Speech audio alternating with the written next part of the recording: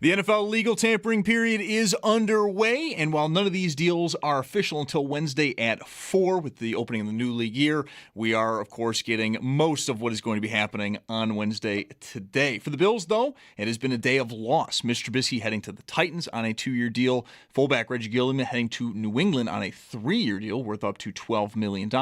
And guard David Edwards, he goes to the Saints, 4 years, $61 million.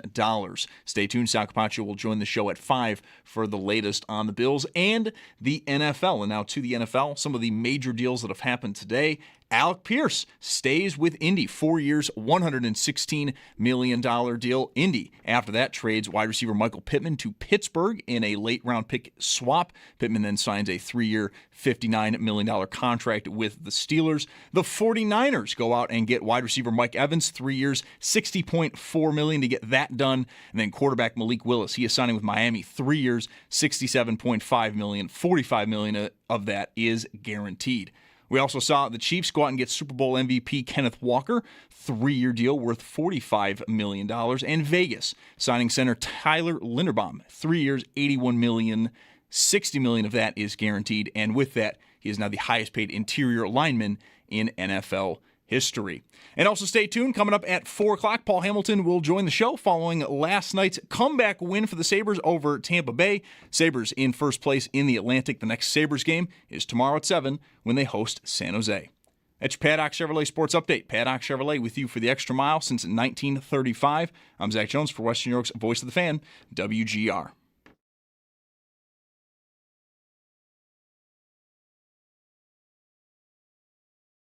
It's Mike Schopp and the Bulldog. Lifts it in, and a nice high one. Oh, here we go. Carrick is dropping the gloves, and he's taking on Scott Sabrin. Oh, it's not over yet. Sorry, boys. They are thumping here. Mallenstein and Perry. Mallenstein, body shots up over top, swinging. Perry's the dog in the fight, and Mallenstein trying to tame him here. They are down to the ice. Mallenstein drops Perry. A couple guys, their faces a little swollen, a couple little scrapes. That's my kind of hockey. Here's a chance for Dahlin. Walking in, scores! Magic from the captain, and it's back to a one-goal game. 7-6. Zucker to the net, back and scores! Jason Zucker cooking Buffalo back to a 7-7 tie. Do you believe what you are seeing here tonight? Shot off the bar, scores! First one didn't go in, second one does. It's a power play goal, and the Sabres have the lead, 8-7. It's Mike Schopp and the Bulldog. So this is why I play hockey. This is the best part. It's just findable. On WGR. Who knew that game was legal? But apparently it's going to stand, Bulldog, this game. I heard they were reviewing it, the whole game, to see if it needed to be replayed. Yeah. But no. A jolt of excitement went through my family last night when we realized we have tickets to the other Tampa game. Oh, wow. Yeah, that's a win. Will that possibly not be a letdown? That is a big... It almost has to be. You got to chase that 38 around? Is that what's going to have to happen? If you're really... I don't know. It could be dangerous to overstate how great last night was. There's no way the next game can live up to it, but that doesn't mean it won't be great. But last night was just off the charts. I mean, I don't think maybe the brawl game with Ottawa in 2007. That's the comp. Right, that maybe is it's the same kind of game. It's the same two. They weren't new as rivals because they'd already had the 2006, series that the Sabres won. But there was animosity there. One team was used to being on top, the other one was coming, and that was Buffalo, and that was their year. They won like wire to wire, the President's Trophy basically, in 2007. So it's not the roles are a little different, but same sort of scenario. I think the roles are, it's definitely the comp, but significant enough to talk about, like whether the Lightning, who I was not prepared to have be as goony as they were, respect the Sabres. Didn't it kind of look, who's in goal? They used Vasilevsky in Toronto. They used Vassy the night before, yeah. And, like, I don't know, maybe there's an arrogance with them that they just are going to come in and you can't tell them how it works. I fully expected them to play that way. This is where watching a game every night has its benefit. Yeah. Mm-hmm. They in Florida have had many games like this recently. As Florida sort of came up from the rear and past Tampa, they've been doing the same sort of thing. So I really felt like Tampa would lean into that. Let's take you out for a spin, Buffalo. Like how ready to play in a game where your temper is roiling and your emotions are running away from you. Can you still play? And it's 6-4 and 7-5 sitting there watching the third period. I'm thinking like this is a good learning experience, right? Because you had to deal with all that, and then if you're not used to that adrenaline when it leaves and you got to start playing again, that's just a different experience for a lot of guys in that room that at this level have not had that sort of challenge. And so maybe it got away from them for a little while and Tampa sort of settled in, but Buffalo came roaring back, and just a fantastic display all around. The fans, Dan on the call, like just all of it was just a 10 to me. I just loved the experience of watching that game. I wished I'd felt well enough to get down to the arena for it. It was refreshing to watch a Sabres game and be mad, but not at the Sabres. So many of these games for a decade have been just like so unimportant. And I don't know, when somebody bullies them, if I'm watching it at all with any level of interest, if somebody bullies them, I'm usually mad at them for not having the kind of team that can respond to it or whatever. Like, it's sort of like, yep, Brad Marchand has you in the palm of his hand. And that's not true anymore. I think that might be the greatest takeaway from last night. Like, any team can brawl, right? If that's what you're about, you could do that. But that's not really what the Sabres are about. They just stood up to it. Right. And so, man, Tampa's it now then, right? Like, that's the team. That's the rival. Yeah, they have decided. They decided that for us. Yes. I think, and the way the Sabres responded also, and, the stake being the division, obviously, like there's still 2 games in hand for Tampa, but Buffalo is ahead of them now, and just the fashion in which they needed to do it, again, like showing up, handling, it proves, I think, hopefully once and for all, that we don't even really care how you do in the fights. Just show up. Just be the competitor that we want you to be when you see your guy get taken advantage of or whatever. Just be there. This is Ostlund a couple of weeks ago or last week, whatever day it was, when he jumped in after Dahlin got into it. That was in Tampa. That was the game on last Saturday in Tampa.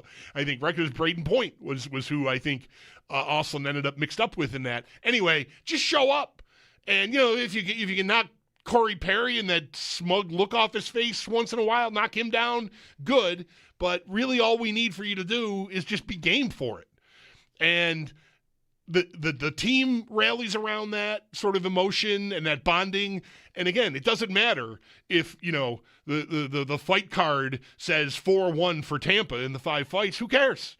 You showed up and you handled it and you won the game and you're in first place. You could not deny the expressions on the Sabres players' faces throughout all that, right? I mean, the early fights did not go their way, but they were all smiling. Even the guys who were in the fight, right. Like they're in the penalty box kind of enjoying it.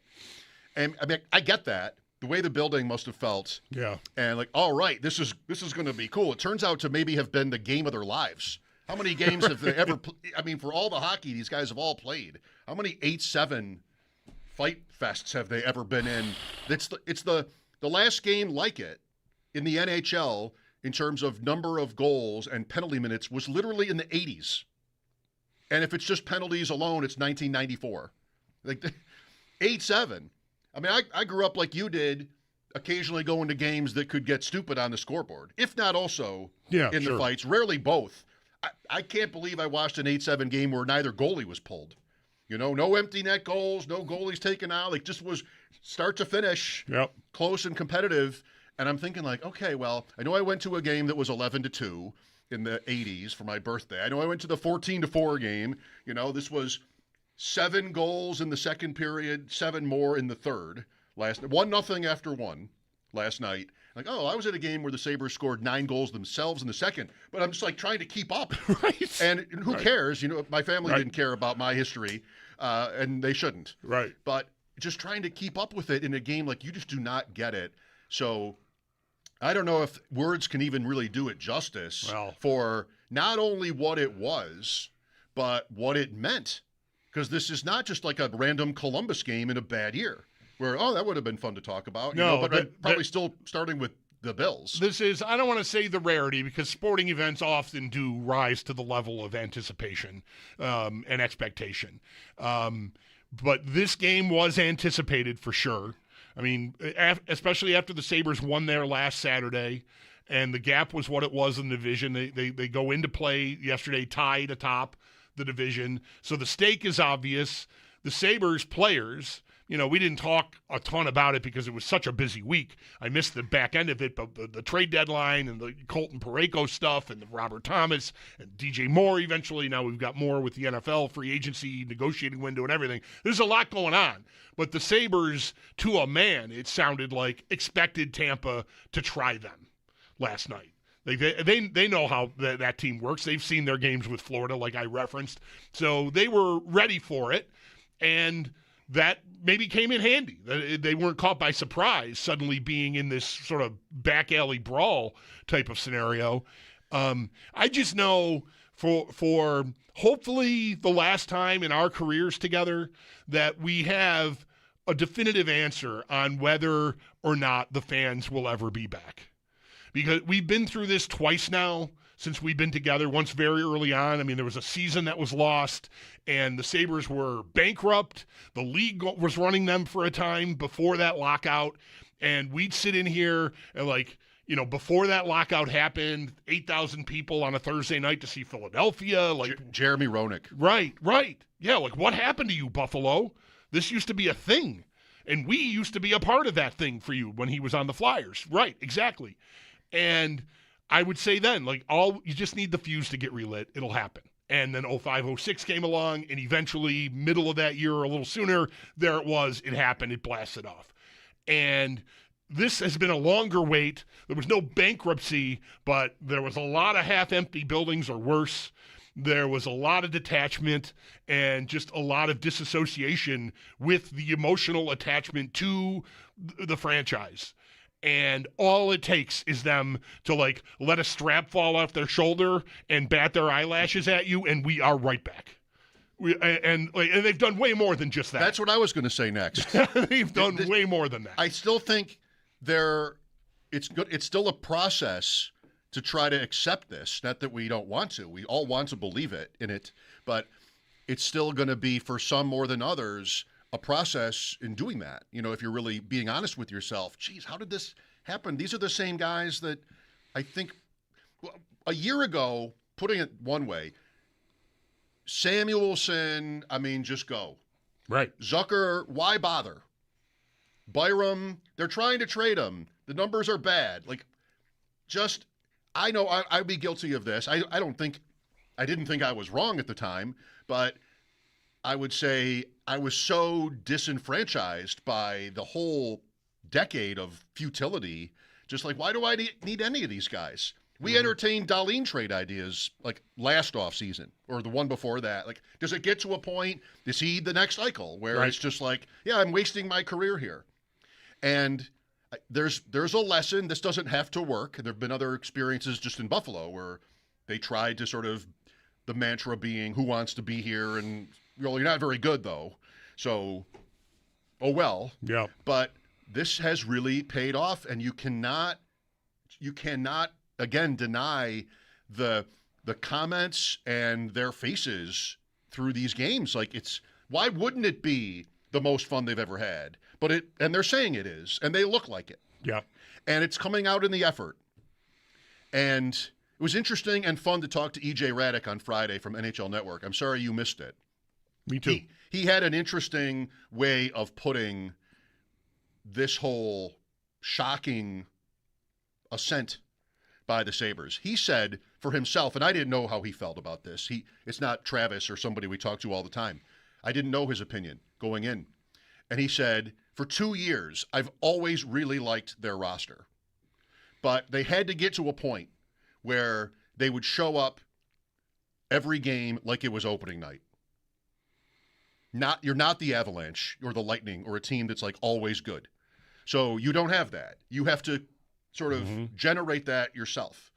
This is opening night. And I wonder what that sounds like to like Lindy or somebody if he were to hear it put that way. I loved it because, I tend to want to think everybody's giving full effort and they're a professional, they're playing for their careers, that teams don't just sort of lie flat. But that can happen, and I can't think of another conclusion to draw about this other than that's what it was. And, that's going to be an easy example of that, if that's how you feel, is Thompson laying on the ice last year. Because a team with this energy, I don't even care if it was a clean hit or I didn't even need to see it, but I'm in it. I'm entering the chat on a play like that, and last year's team had no time for it. Right. And they knew it when it was over. They knew it was a problem. They were embarrassed, rightly so. But in the moment, they didn't have a response. They didn't either care enough to respond or know how to respond, and neither one is going to get you anywhere. And Luukkonen is there last night on the scene. Luukkonen, right? Lindy was great. So Lindy was asked about maybe by Paul, like Luukkonen was ready to get there. It's like he got there actually. He was. Yeah, no, you there. said earlier, like 8-7 game with all those penalty minutes. It's amazing neither goalie got pulled. It's also amazing they didn't fight, considering Luukkonen got. I don't know where Johansson was. They never showed him, and was it said what he was doing. Lindy said he stayed in his crease. He never moved, right. The other guy stayed in his crease. Luukkonen was ready to go. Like, that's usually you see him out he's at the hash marks or above the circles, wherever that fracas involving Hagel and Dahlin was happening. I'm just expecting to see the goalie's back coming into the shot, the other goalie coming, because he's absolutely on call here. And that never happened. Yeah, right. Good thing you didn't, because then it's Vasilevsky necessarily. I guess so. Good thing you didn't. Yeah. How do you get away with punching a guy over and over on the ice and getting 4 minutes? Good question. How is that not the most obvious I don't know. ejection? Yeah, I know. I think it's more obvious than Malkin. I agree. Because Malkin, you might not be sure of what you just saw. Right. It's so out of character, maybe, but this is just a pummeling on the ice, and that's it. Yeah. And he's not being suspended. Right, $5,000 fine. Something will be done about that. How eventful it will be, but someone will take a turn on him, and he'll answer. He'll be there for it. He's that kind of player. He's not like the most aggressive, but he's 4 Nations. He's opening face-off, fight a Kachuk brother guy, Hagel. So he'll Sabre draft pick. He'll show up. But somebody's going to have to, answer that. And I think Dahlin at some point is going to maybe have to do something that gets him suspended for a couple games. So what? Honestly, I think he needs to create. He's going to need to show that he will protect himself, because he's edgy enough. These guys aren't going after him just because he's the captain and because he's good. It's interesting. He is an antagonizer. Any defenseman who plays those minutes is going to be under the skin of key guys on the other team. It's a part of the job. Not every guy who plays that level of, importance on a team has to play that way, but Dahlin is, he's got his ways of finding the back of the knee or the, on the laces. He gets his shots in. And if they're going to come for him like that, he's got to do more. He did end up fighting last night. He had no choice, and that did not go well. He's got to pick a spot and do something. I really think so. And that might sound absurd and sort of Neanderthalish. I wonder if it's necessary at this point. I think it is. I think he needs to get people off of him. And one way to do that is to, again, I hope, hopefully the games aren't important, but go knock somebody's teeth out. You'll get sat down, but your rep maybe will grow, and guys will realize maybe I got to think twice before, before I try to take liberties with you. I guess I am guilty of not having a fully formed take on what it is about him that drives people crazy, apparently. Like, on the Malkin one, he sticks Malkin Yep. right at the side of the net, and Malkin just might have, his instinct might have been like, you can't do that to me. I'm Malkin, and you're a Sabres guy that I think I've heard of, so I'm just going to hit you in the head.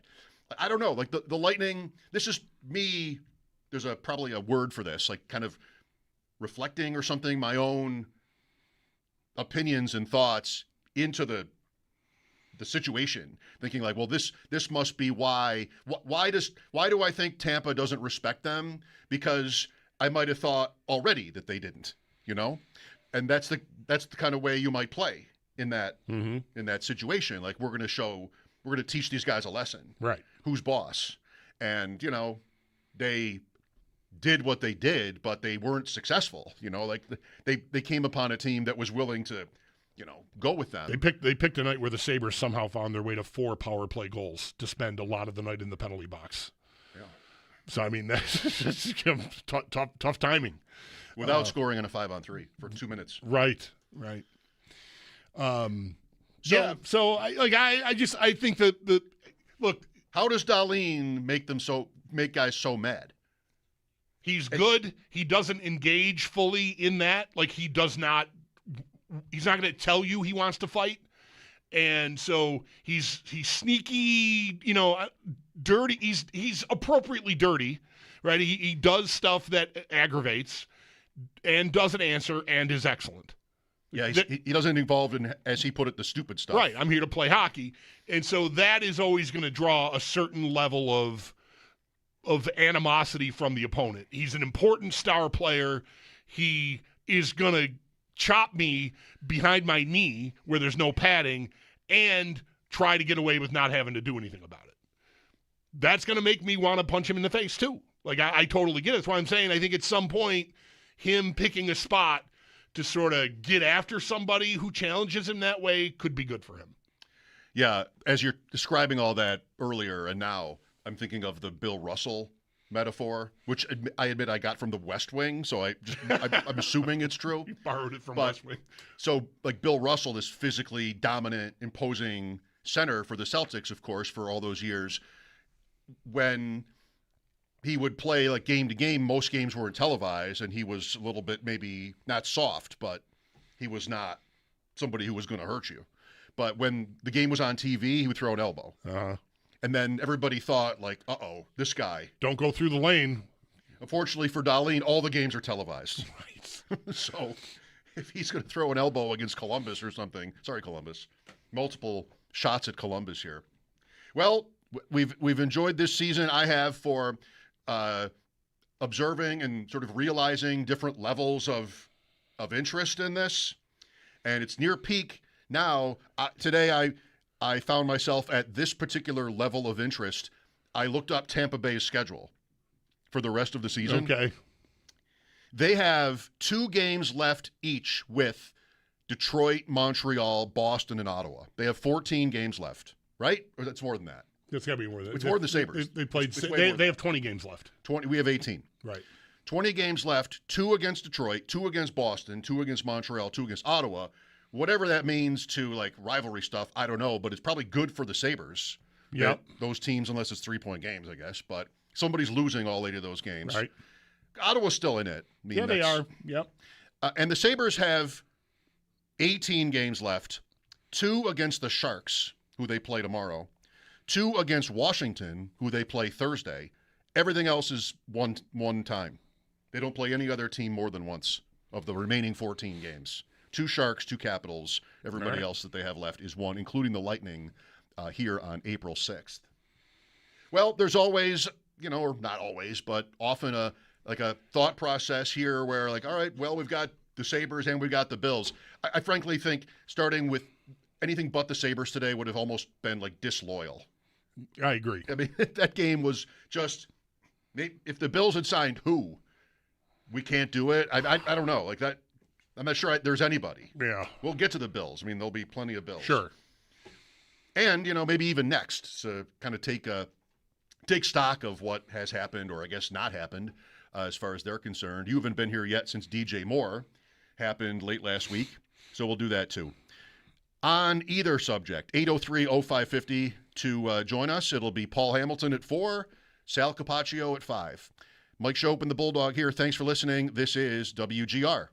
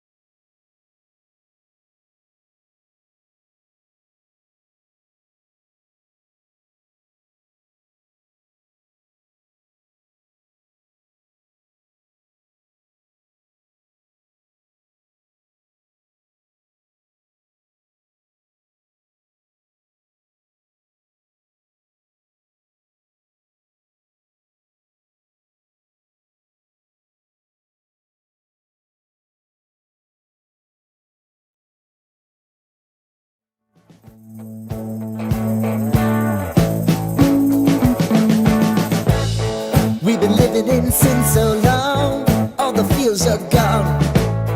Fella stopped me on the street last night, said everything's alright.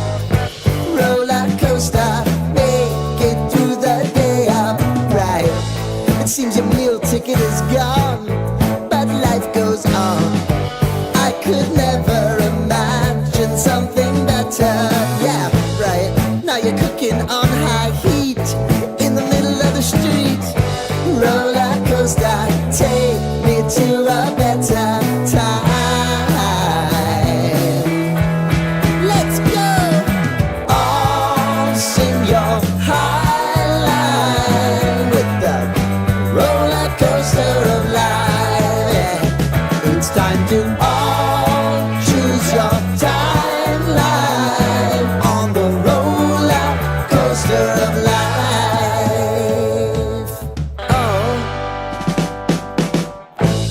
You seem to easily forget how to place your bet. When everyday life gets you down, you gotta steal the crown. Got to own it. Don't bitch and moan about it, please. God forbid you scrape your knees, and it's nothing to sneeze at. Oh, I've told you over and over again. You gotta get both hands around it and make your own plans. Roller coaster, it's taking over, it's about time. Oh, oh, sing your high line on the roller coaster of life. You've got to all. The number one free agent is now off the board. Sources say the Miami Dolphins are signing Malik Willis formerly of the Green Bay Packers, now headed to Miami. He gets a 3-year, $67.5 million deal. Okay. Ian Rappaport on the big swing. The Dolphins are taking Malik Willis twice a year. I don't know that the Bills have ever faced him. He hasn't really played. They didn't play Green Bay last year. Right. There was not much question he was going to get a big deal in free agency, and this isn't like, you know, he's not a level of a franchise quarterback on the free agent market. He's someone who threw 20 passes or so this year, and just whatever. He looked good. He runs around well. So him getting paid by someone this offseason to the level he's getting paid at is not a surprise. And Miami was connected to him all along. But, man, I thought his free agency day was coming, today being the whatever legal tampering day. Wednesday's the day it officially starts getting announced. I thought Miami was being like, yeah, the timing's not right for us. It just read like they're starting over. Why pay any quarterback, you know, a top-of-the-market contract in free agency when you're stripping it down to the studs? I mean, good for him. He's getting handsomely paid here, when maybe a year or two ago it seemed like he was never going to really amount to much other than a journeyman replacement, you know, second string guy. He wasn't even really on the bust level because he wasn't drafted early enough. Right. I just think the timing's weird for Miami. I can see promise with the player, and him warranting somebody taking a shot on paying him pretty big money for what he's accomplished so far. I just not sure I get it from Miami. It really is on spec. I mean, yeah, it's last year in 4 games with the Packers, including 1 start, he was 30 for 35, which is really good.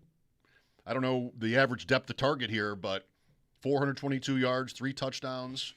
Year before that, 2 starts. That's when Jordan Love got hurt. They beat the Colts, I remember, in one of those games. 3 touchdowns as well, no picks. The Dolphins' new head coach was in Green Bay as a defensive coach, but still, so he knew Willis from his time with the Packers. Yeah, I think I agree. But I'm not jealous of the Jets either, or whatever the word is. Like, the Jets did what you're saying, or are doing what you're saying. They're spending money. Actually, yeah, I mean they traded for Minka Fitzpatrick today. I don't know what else they've done. They've made a few signings. There was a report over the weekend that Frank Reich, who is their new offensive coordinator, I hope this was a real account. Yeah, is that a real thing, or did I get got? Wow. I think it was. If that's like Frank Reich's idea for their offense for 2026, that's amazing. Yes, it would be. Lots of moves around the league. Mike Evans to San Francisco. The Bills lose Mitch Trubisky to Tennessee. They lose Reggie Gilliam to New England. And David Edwards to New Orleans. Yep. That's where we're at. Let's go to your calls. Here's Joe with us. Hi, Joe. Hey, how you guys doing? Good, Joe. Thanks. Good. Nice day today in Buffalo, huh? Sure is. Yeah. Yeah, I just wanted to get your guys' thoughts on how the Sabres have taken their game to really another level after the Olympics, and I think it's partly due to the Olympics. I saw Dahlin get true best-on-best competition in the Sweden-USA game, especially with the physicality from Kachuk, and Tage saw it too in the Canada game, and the game just sounds different in the arena. It sounds like winning hockey. I can hear the boards again. I can hear them communicating, and yeah, it's a lot of fun to watch. And Sam Carrick, loved his game last night. What an addition he's going to be for us in many different facets, face-offs, physicality. So I'll hang up and listen to your thoughts. Thanks, guys. Okay. You know what I really like about the whole weekend? I mean, last night obviously was, off the charts, like a contender, a reasonable contender, recency bias, all taken into account for like best regular season hockey game ever in the arena. It's not unreasonable to suggest that was it. The game Saturday night was the direct opposite. And the Sabres found a way to win both games. Like, you got to be able to win a game like Saturday, too, which was low event, nothing really happening, just sort of – that game gets to 1-1, and I'm like, overtime. Yeah. Like, just don't do anything. Don't take any chances. Don't give up any odd man rushes, and just sort of just play it, play it out. and they managed to win one of the most low-event games of the whole year for them. It's like Jersey, too, last week. Yeah, right. On Saturday night, they pulled that off, and then Sunday night, we got this 3-ring circus of electricity, which was just amazing. It's vital to know how to win both of those kinds of games. And I really like that. In one weekend, we got a dose of... well, the crowd, the caller mentions the crowd, too, and just like the team and the fans feeding off each other. I love that stuff.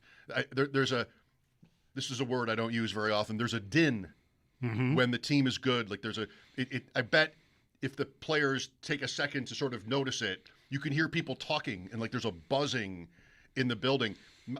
One of my issues over the last 10 years going to games as a season ticket holder was too often I'd be sitting there and all the people around me aren't even watching the game.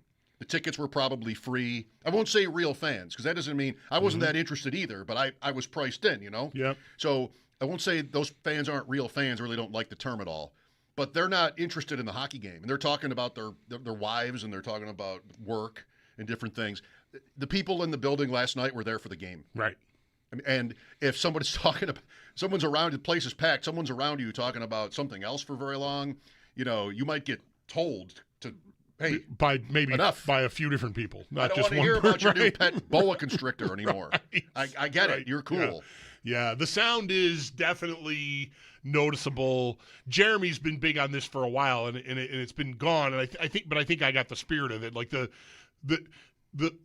when the attention level is as it was last night, and as it has been for these games recently, the crowd is so dialed in that when a goal happens, you can hear. This happened on the Zucker goal. I watched the replay.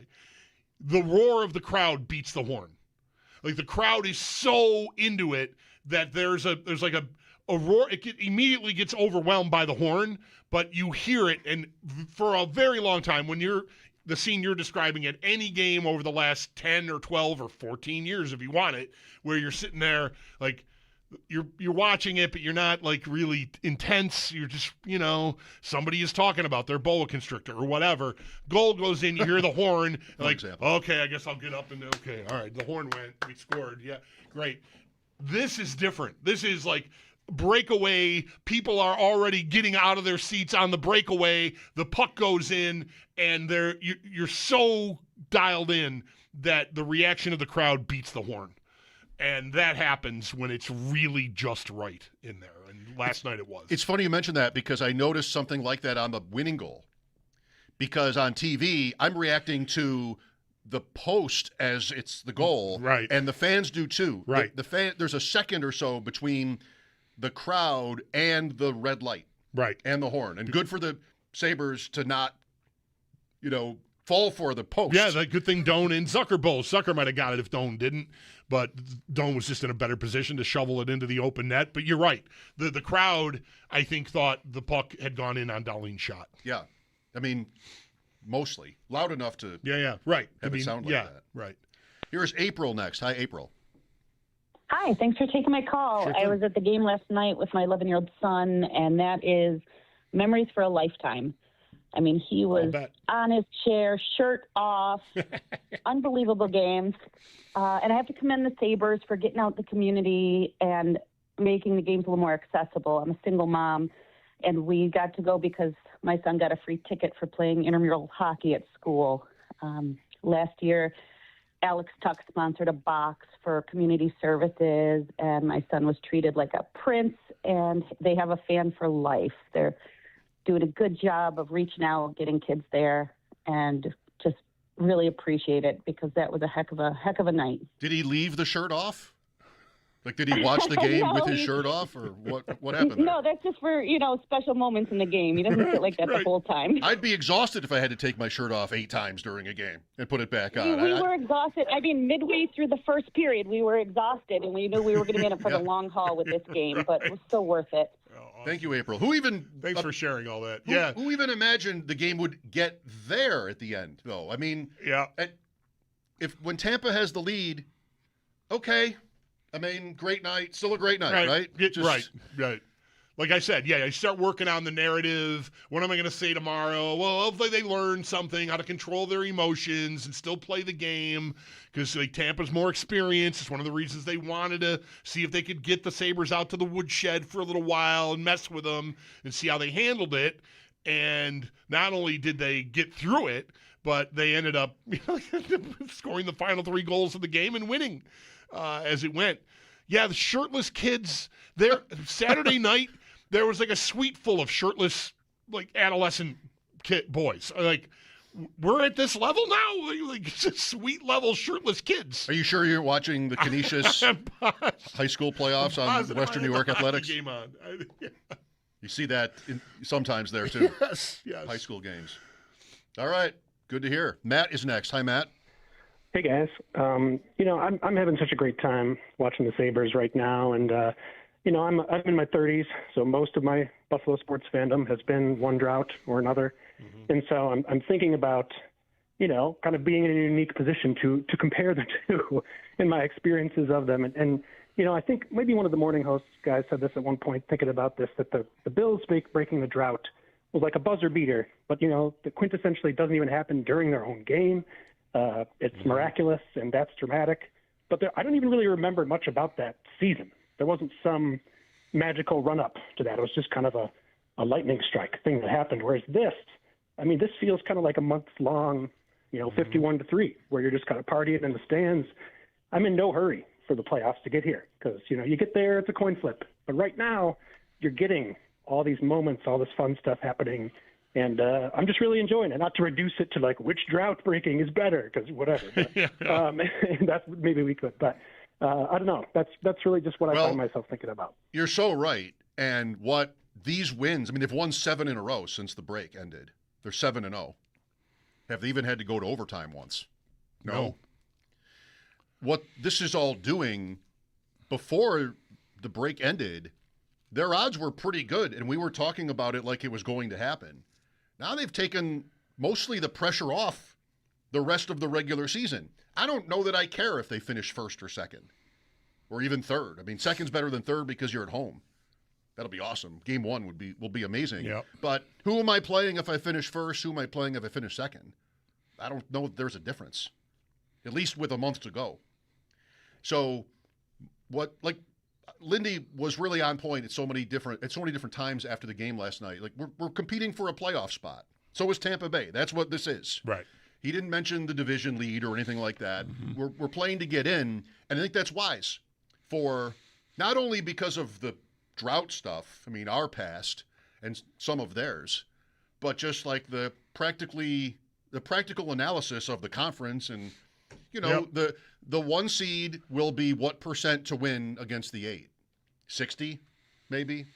Something like that. Like, they're taking the pressure off of the rest of the regular season for fans, if not for themselves. I don't think that's how players think, but for fans who are wound up, and we're all just so this season went from whatever to oh wow, this might actually happen, right. And now it's at 99%, right, or something. A week ago, even coming out of the break, I was at just finished second or third. Tampa's probably too good. I want to avoid them. What am I playing for? I'm playing to avoid playing them in the first round. Tampa. Anybody else in the conference, they and Carolina, really, right? To stay out of the wild card mix, I don't have to deal with one of the 2 best teams in the conference. Now the Sabres are one of the 3 best teams. There's 3 best teams in the conference now. The Sabres are one of them. So the goal maybe is still the same. If I finish in first, I'm avoiding Tampa, unless they drop so far down, which I don't see happening. And get passed by both Detroit and Montreal and end up in a wild card spot, then that could be the reverse of what I was hoping to avoid. I am going to drive you crazy with how teams should get to pick their opponents if that happens. I'm no longer looking at the team. Where's the first team that's out? How far ahead of them am I? Now it's how much cushion do I have on second and third? Like, how far ahead of Detroit and Montreal am I? What is it? It's Tampa now. I am 5 points ahead of Detroit and only 2 on Tampa, but 6 ahead of Montreal. So 5 and 6 are my sweet spots. Okay. As far those are like that's the first wild card and third in the division is what I'm talking about. So dropping out, the first team chasing that's not in is Columbus, and they are 11 back. Yep. Ottawa 13. Yep. Pretty good. Paul Hamilton's perspective coming up at 4. Sal Capaccio at 5. Lots of football signings being announced today, if not made official. That can't happen for a couple days, but whatever. We will try to cover this all as best we can. Mike Schopp and the Bulldog here. Lines open for your calls here on WGR.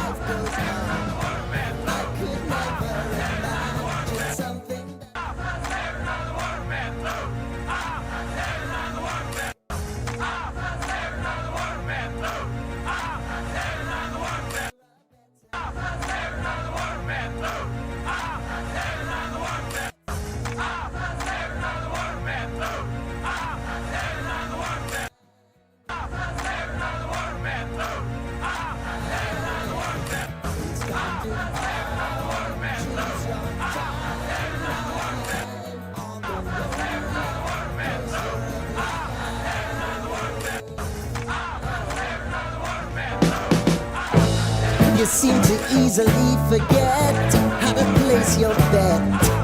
When everyday life gets you down, you gotta steal the crown.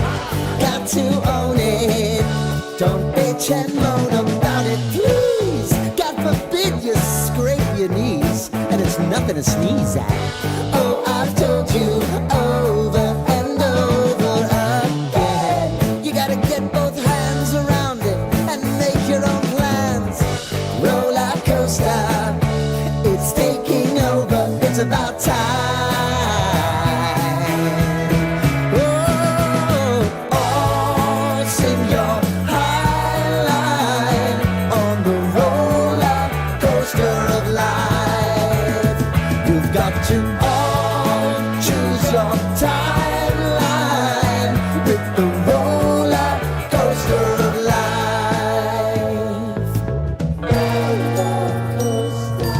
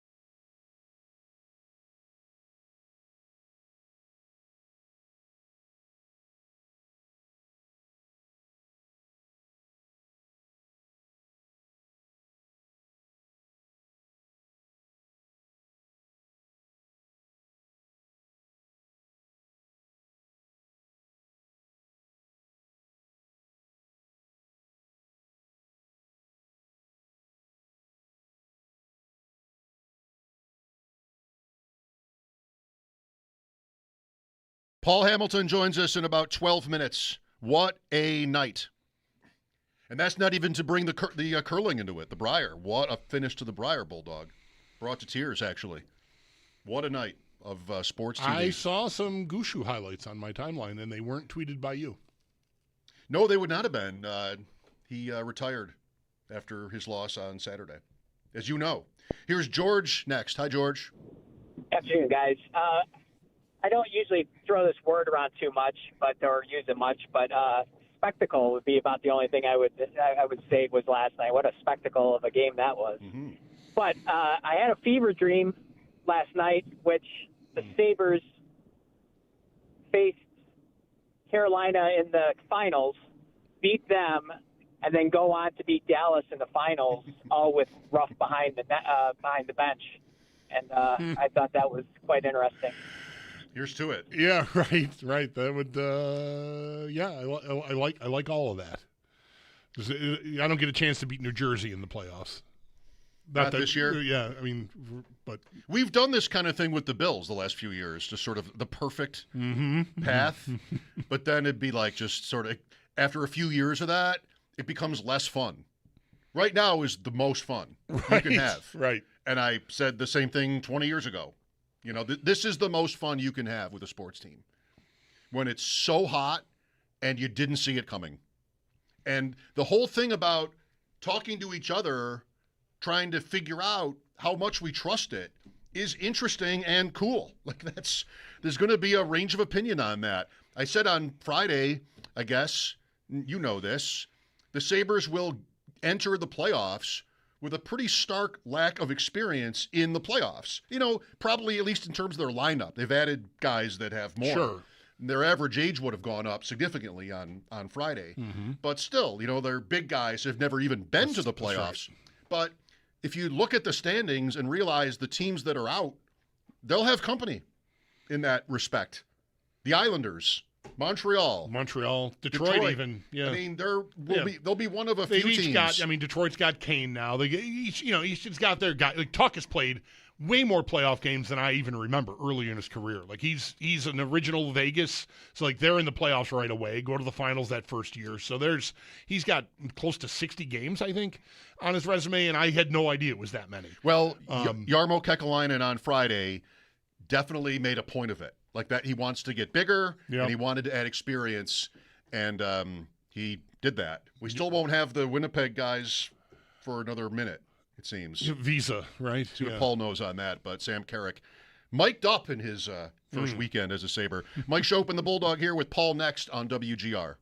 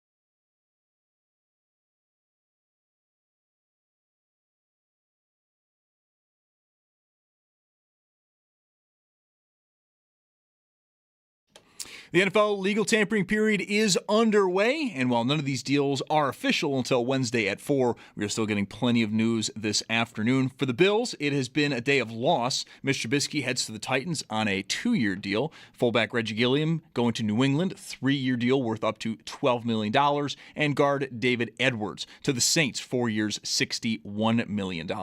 Stay tuned. Sal Capaccio will join the show in just about an hour at 5 p.m. Around the rest of the league, some of the major deals we saw. Alec Pierce staying with Indy, 4 years, $116 million. Indy following that traded wide receiver Michael Pittman to Pittsburgh. It's a late-round pick swap for them. Pittman then signed 3 years, $59 million with the Steelers. 49ers go out and get wide receiver Mike Evans, 3 years, $60.4 million. Quarterback Malik Willis goes to Miami, 3 years, $67.5 million. $45 million of that is guaranteed. And then some of the later moves that we've seen this afternoon. The Giants linebacker Tremaine Edmonds, 3 years, $36 million, $23.7 million of that is guaranteed. The Vikings signed center Tyler Linderbaum, 3 years, $81 million, $60 million of that is guaranteed, and that does make him the highest paid interior lineman in history. And the Chiefs, they go out and get Super Bowl MVP Kenneth Walker to a 3-year deal worth up to $45 million. We'll also get more on the Sabres following their comeback win last night. They now sit in first place in the Atlantic. Stay tuned. Coming up next, Paul Hamilton will join the show. It's your Paddock Chevrolet Sports Update. Paddock Chevrolet with you for the extra mile since 1935. I'm Zach Jones for Western New York's Voice of the Fan, WGR.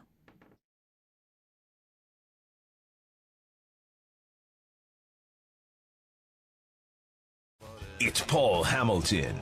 Oh, Cervatic and Hamilton go at each other, and Sawinski fights into it. We have the fight. With Mike Schopp and the Bulldog.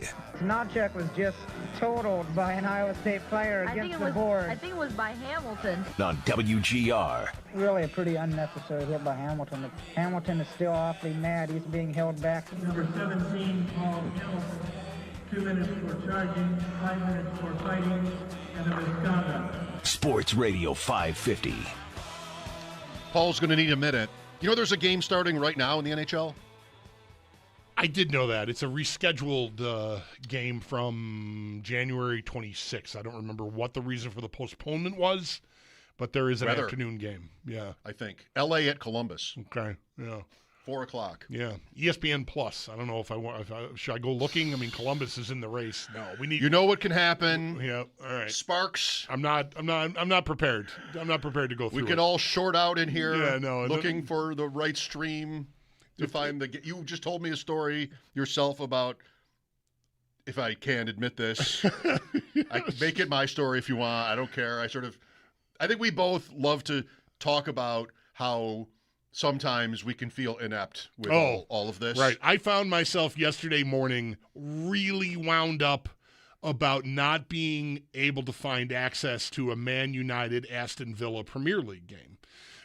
I have my favorites, Sabres, Bills, Red Sox, Man United, all favorited on my ESPN app. So when I go in there every day, their games are at the top, and there's a Man United. The next game for Man United is Sunday, Aston Villa.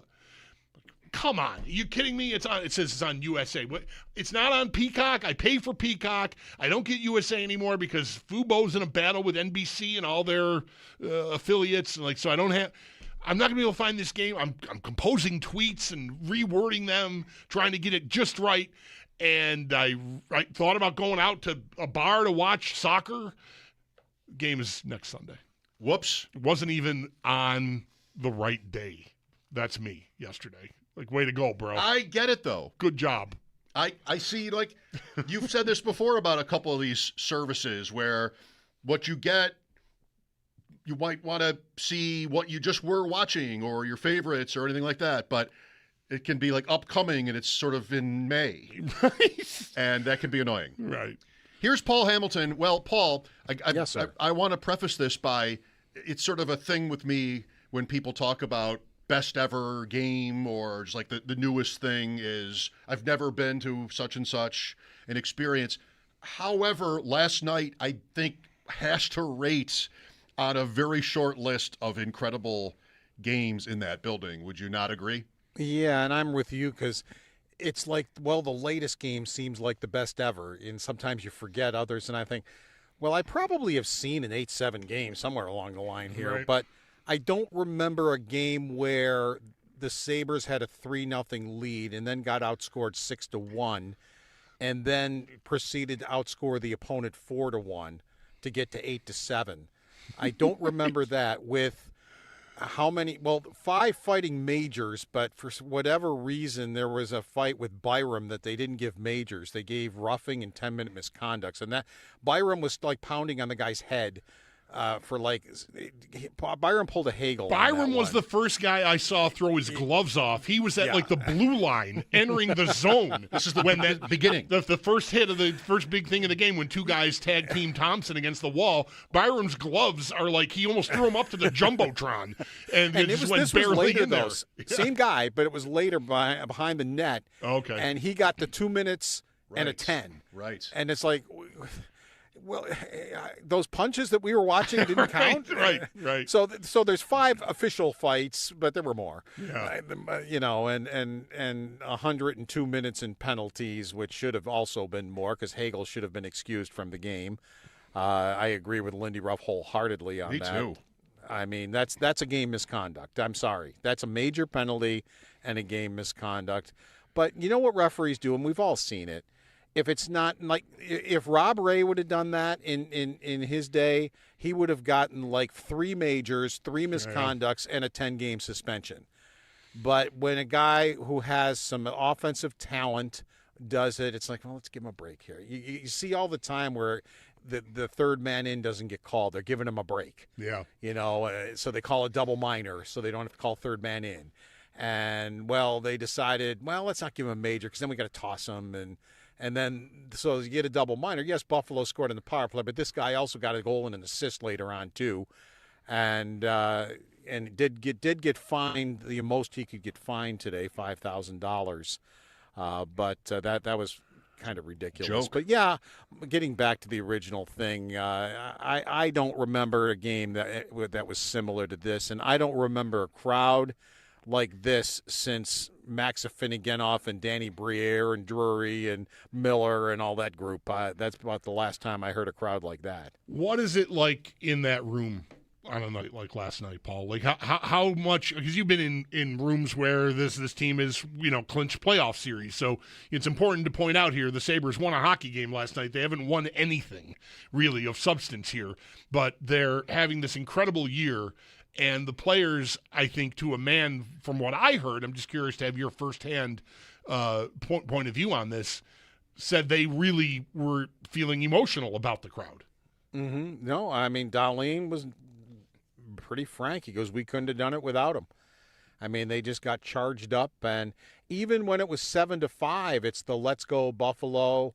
I mean, at no point, even when Tampa is running up 6-1, did I hear a boo or anything but encouragement and loud encouragement for the hockey team, because even after the 6-1 happened, you're still talking about a 7-5 game, and there's still half a period left. Right. And, the Sabres are still pressuring. They had well over 40 shots, and they're still pressuring. And there's no quitting these guys. We all know that now. I don't know if we could have said that in past years. But there's no quitting these guys, and they just keep coming and coming and coming.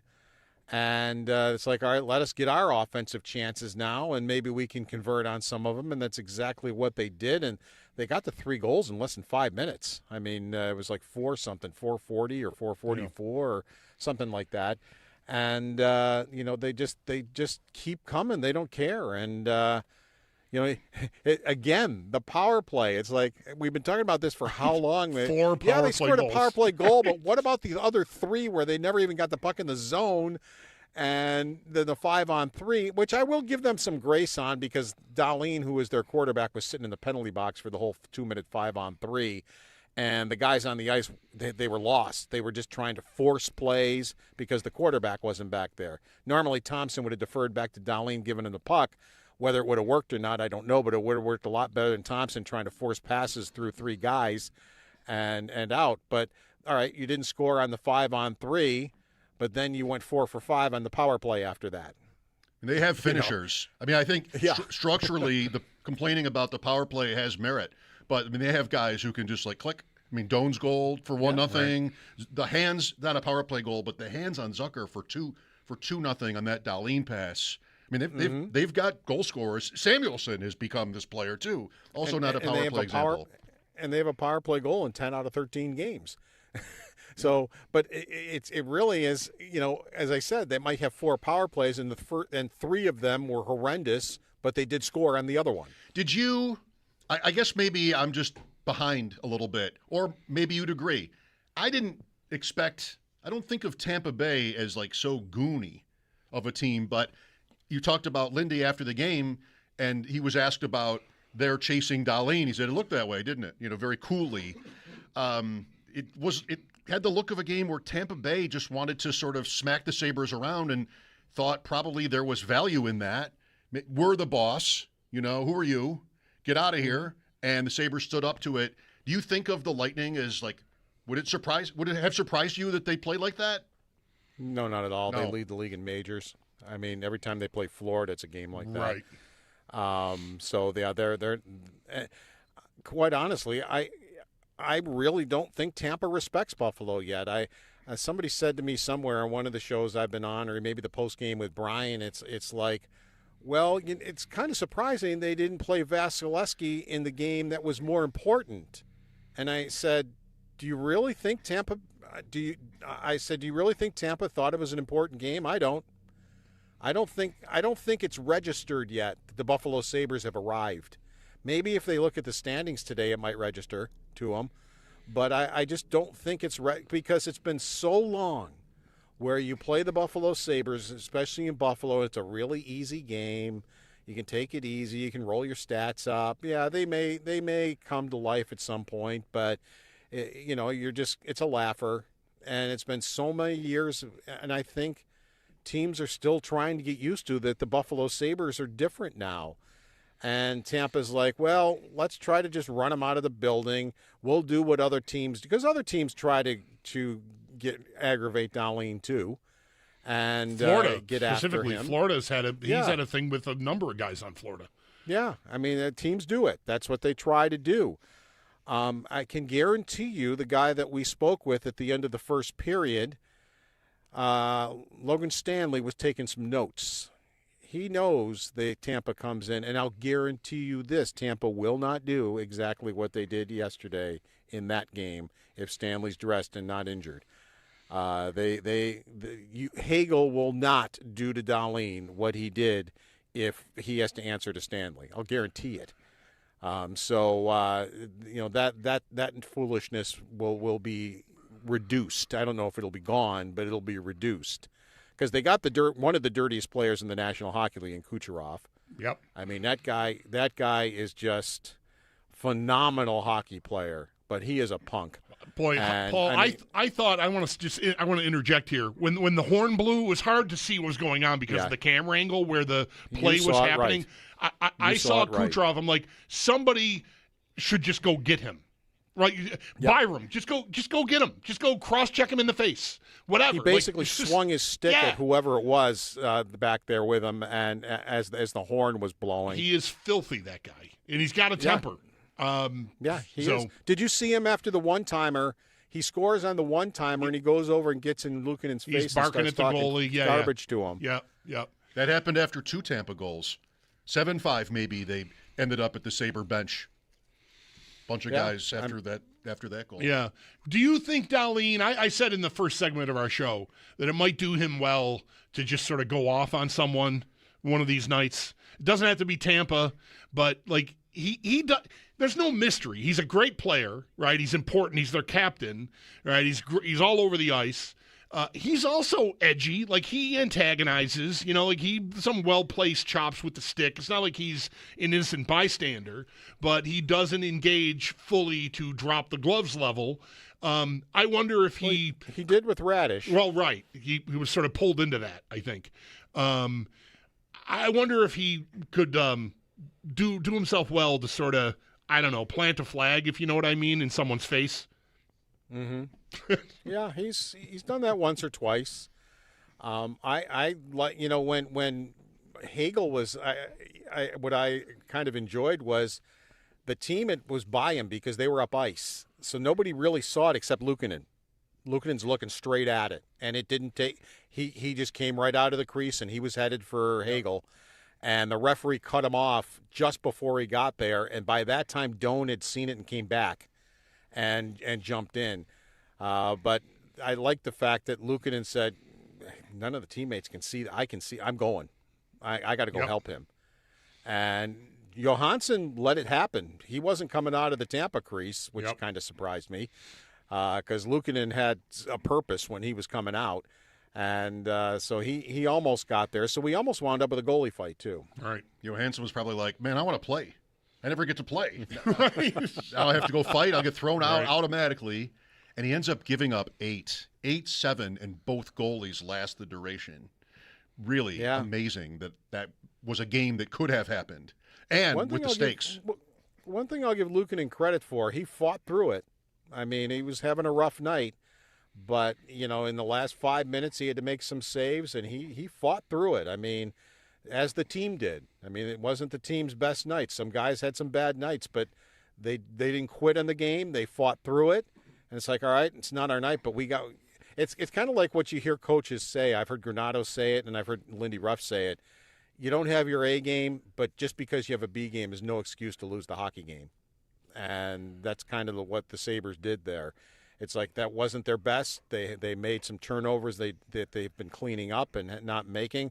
Ostlund does not make turnovers very often. He had a horrible one that wound up in the net. Yep.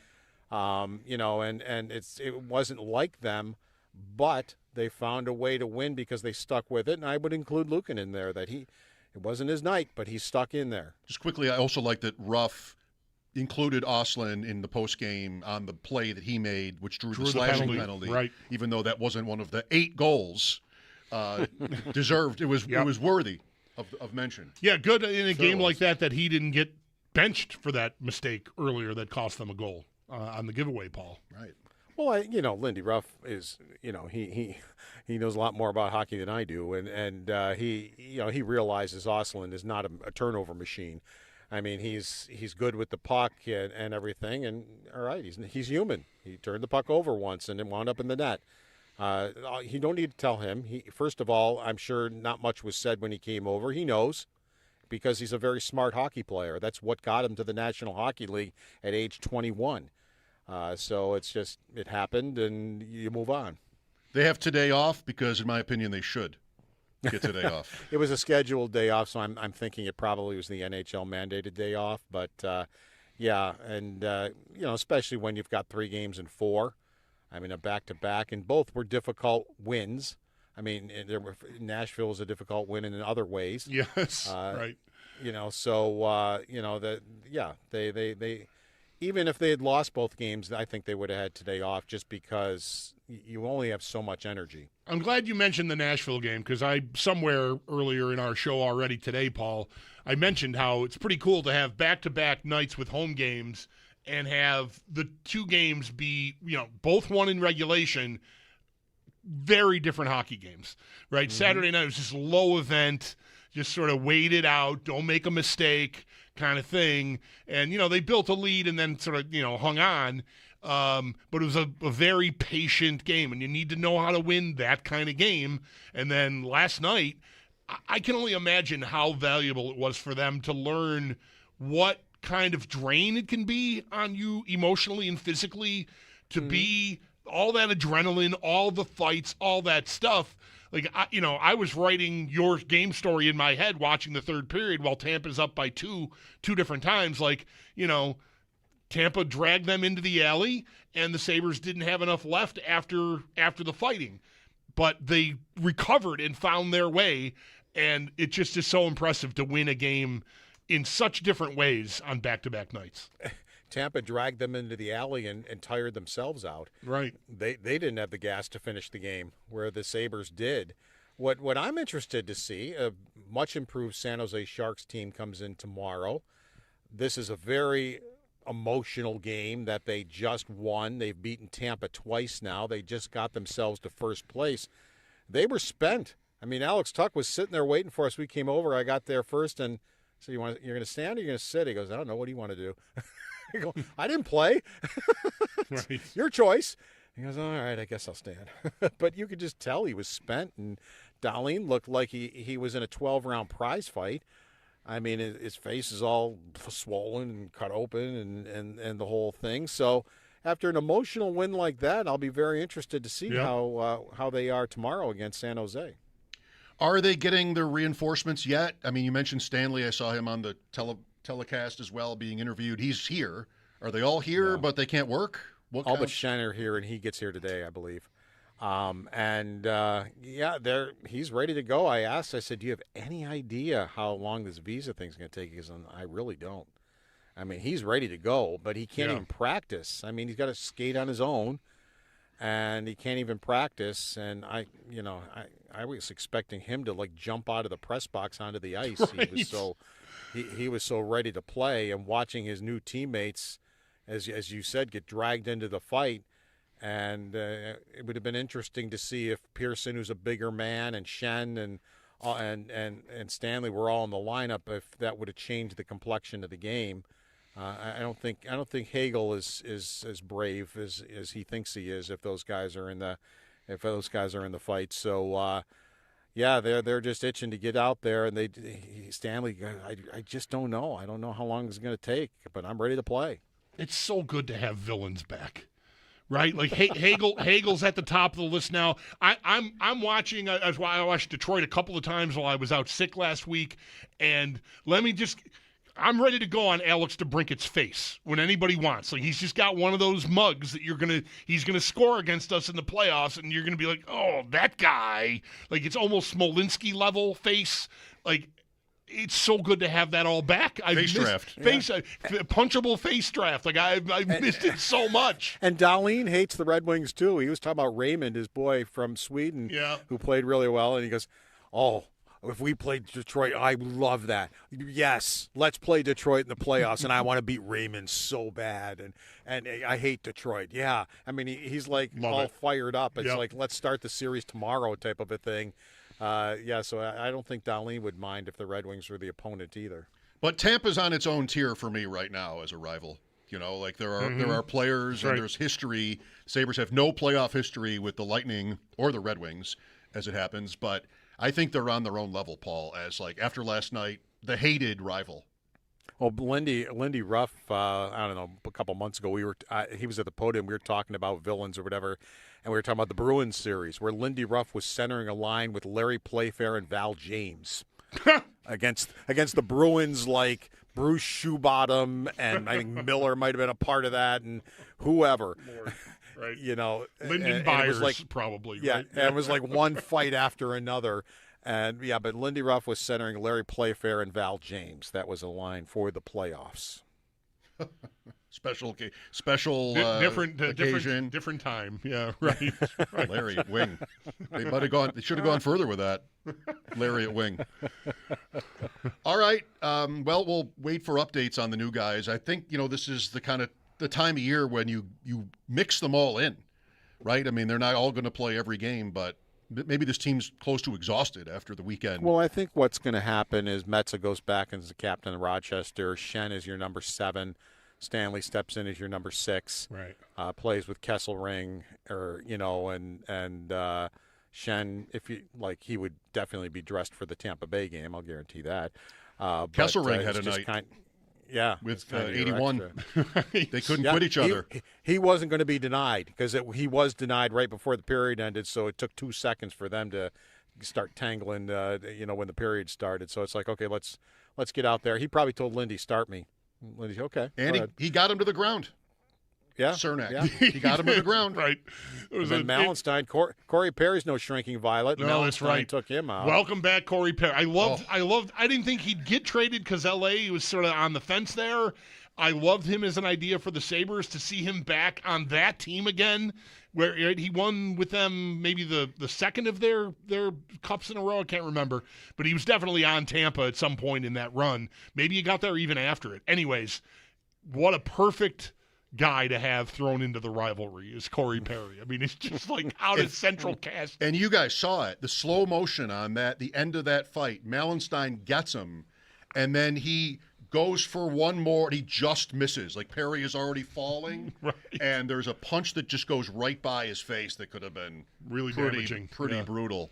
Well, just to be clear, Paul, we don't know if there's a chance that the visa thing is. It's just one of these things that'll happen one day. We just don't know when. Yeah. It could be solved today. Yeah. Who knows? I mean, they may be at practice tomorrow. We don't know. I mean, whenever it's solved, it's solved. I have no idea, how that's going to work. So it just when it takes whatever, it takes its time and takes its time. I remember Dan Dunleavy had to go to Montreal, I believe it was, and sit there for like a week to get his, and he had to pay for his hotel and everything, and it took a week for him to get his, and he had to actually go to Montreal to do it. So it's goofy how that works. Paul, thanks. Yep. Great night. There you go. There's our Paul Hamilton on the Wester Hotline. His appearances are brought to you by Raylax Honda. Raylax, we got this. Shouldn't the Sabres know somebody, though? I know, they're just hockey players. Like, what are we doing here? Shouldn't they just know somebody that could expedite? Just rubber stamp that stuff. What are we doing here? There's got to be some fan in line. Go ahead. You guys go ahead. I can wait another hour. Like a hockey player nexus or something we need. I don't know what. It's literally doesn't seem like it should take that long. He's not waiting in Montreal, Logan Stanley. He's at the game. Right. All right. Lots of football news today, too. Sal Capaccio joins us at 5 to talk about that, perhaps, or just an insane hockey game. 803-0550 for your calls. Mike Schopp and the Bulldog, WGR.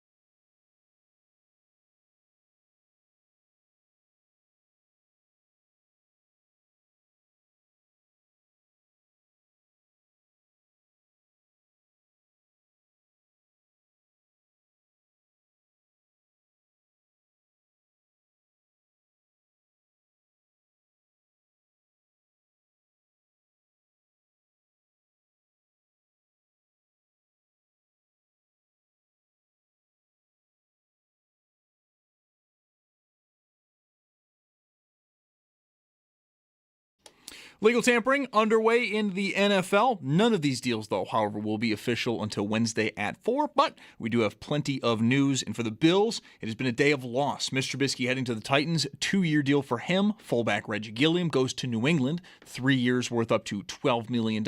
And guard David Edwards to the Saints, 4 years, $61 million deal. Do stay tuned. We'll get more on the Bills and the NFL at large when Sal Capaccio joins the show at 5. Some of the bigger deals from today. Alec Pierce stays with Indianapolis, 4 years, $116 million. 49ers, they go and get Mike Evans, 3 years, $60.4 million. Quarterback Malik Willis goes to Miami, 3 years, $67.5 million. $45 million of that is fully guaranteed. And edge rusher Odofe Owe, 4 years, $100 million. $68 million of that is guaranteed as he heads to Washington. And the Chiefs, they go out and get the Super Bowl MVP Kenneth Walker to a 3-year deal worth up to $45 million. That's Paddock Chevrolet Sports Headlines. Paddock Chevrolet with you for the extra mile since 1935. I'm Zach Jones for Western New York's Voice of the Fan, WGR.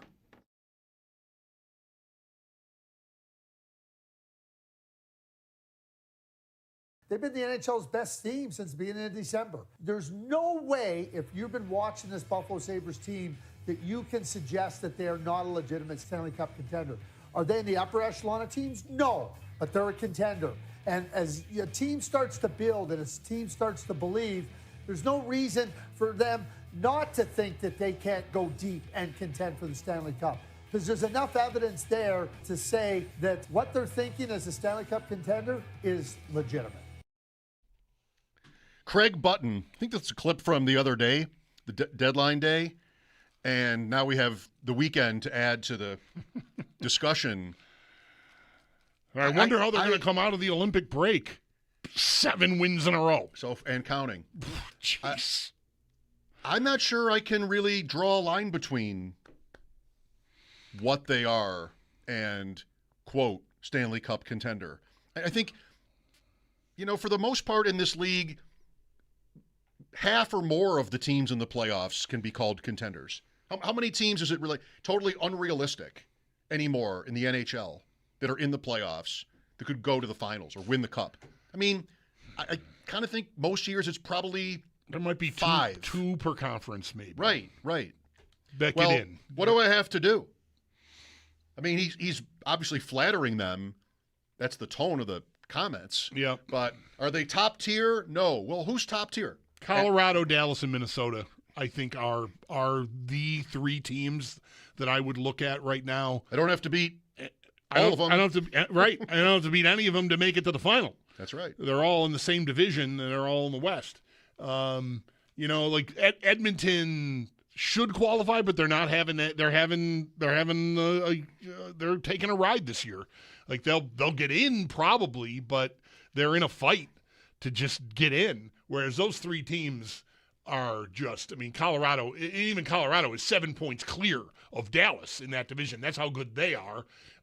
But I think those 3 teams are the 3 most serious looking teams. That's why for me, like everyone, not everyone, a lot of fans like to, hey, when did the light go on for you this year? Like, when did you think that this was real?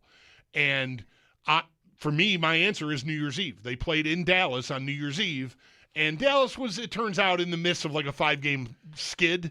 So maybe they weren't at their best, but to me, that's a top-tier contending level team, and the Sabres were the better team that night, and that was really, I was like, okay, this is really impressive. There's nothing fluky about what I just watched. I think if it's over now, they're favored in the first round against whoever it would be, like Boston, maybe, or Montreal. But they're what kind of favorite? Minus 140? Yeah, like not almost a coin flip. It's a best of 7. I don't mean like do it like that, but they played 7-game series, they'd win 4 by the odds. I think it'd be something like that, which means like nobody's in the East really going to be a favorite. Like they're all going to be sort of good value to be the team to win the conference. So I think the Sabres have to be they're in first. They have to be on that list, toward the top of that list. But they're not going to be, like, obvious. And if we're all going to use 20 years ago as the last time around for this. That was really different then. You know, the Sabres played the Islanders in 2007, and they were a huge favorite to beat the Islanders, and they did in 5 games. It wasn't easy. So I think this year might be a little bit even more than even more recent years. I think the fact that Detroit and Montreal are in the spots that have been occupied by Toronto and Florida lends itself to that. It's a little like the football conversation we had this year without Baltimore, without Kansas City. The teams that you're used to lording over those top 3 spots, 2 of them, well, they're in 7th and 8th place in the division. They're not going to make the playoffs. So it opens it up not just to the opportunity to be in that spot, but now what can the playoffs bring? Because if Florida's squeezed into the 8th spot, which is, I mean, they're not mathematically dead from doing that. If they were to do it, that's a team you'd be like, oh, look out, Carolina or whoever gets them, right? Now I think they're shutting Marchand down. Right. It sounds like he might be out for the year. So it's not going to happen. But if they were close enough, then that would be a little, it would be a little bit of a monkey in the whole workings here, to gum it all up. But it's mostly new guys in Tampa is what you've got here.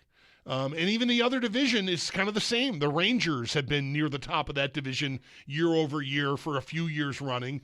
They're gone. The Islanders are there. Columbus is making noise. Pittsburgh, in kind of a throwback season, is going to make the playoffs. When they were missing 3 years in a row, I think, prior to this year. Washington has fallen off again after a year that I still can't even make sense of. That happened last year. Really, they rode the wave of the emotion of Ovi's record chase all the way to like a high seed in the playoffs, but they were never that good, and they're not again this year. And they even sold off John Carlson at the trade deadline. Mm-hmm. So there's really the opportunity for a New England or a Denver to show up and make noise in the postseason is totally there in the East. The West, because of those 3 teams in that one division, is still very much like, the normal order is still still there. Travis is going to love that. Actually, he did write about the Pacific today. He's going to love Dallas and Minnesota in the first round. Right. When each of those teams will be 20 points better than the Pacific winner. Perhaps. I mean, Vegas is 1 point out of first place. They're 29-35. Right. Anaheim's in first because they win all the shootouts, I read from Travis today. TSN.ca. Here's John with us. Hi, John. Hello, how are you? Good. Man, that game last night, couple things. I don't know how the league doesn't investigate. They were clearly trying to injure key players on the Sabres. It felt like to me watching it on TV. And, the fortitude of those guys to just brush it off and come back and win, and I don't know. I got chills now. All right. Look, Dahlin was definitely targeted. Punches to the head are not.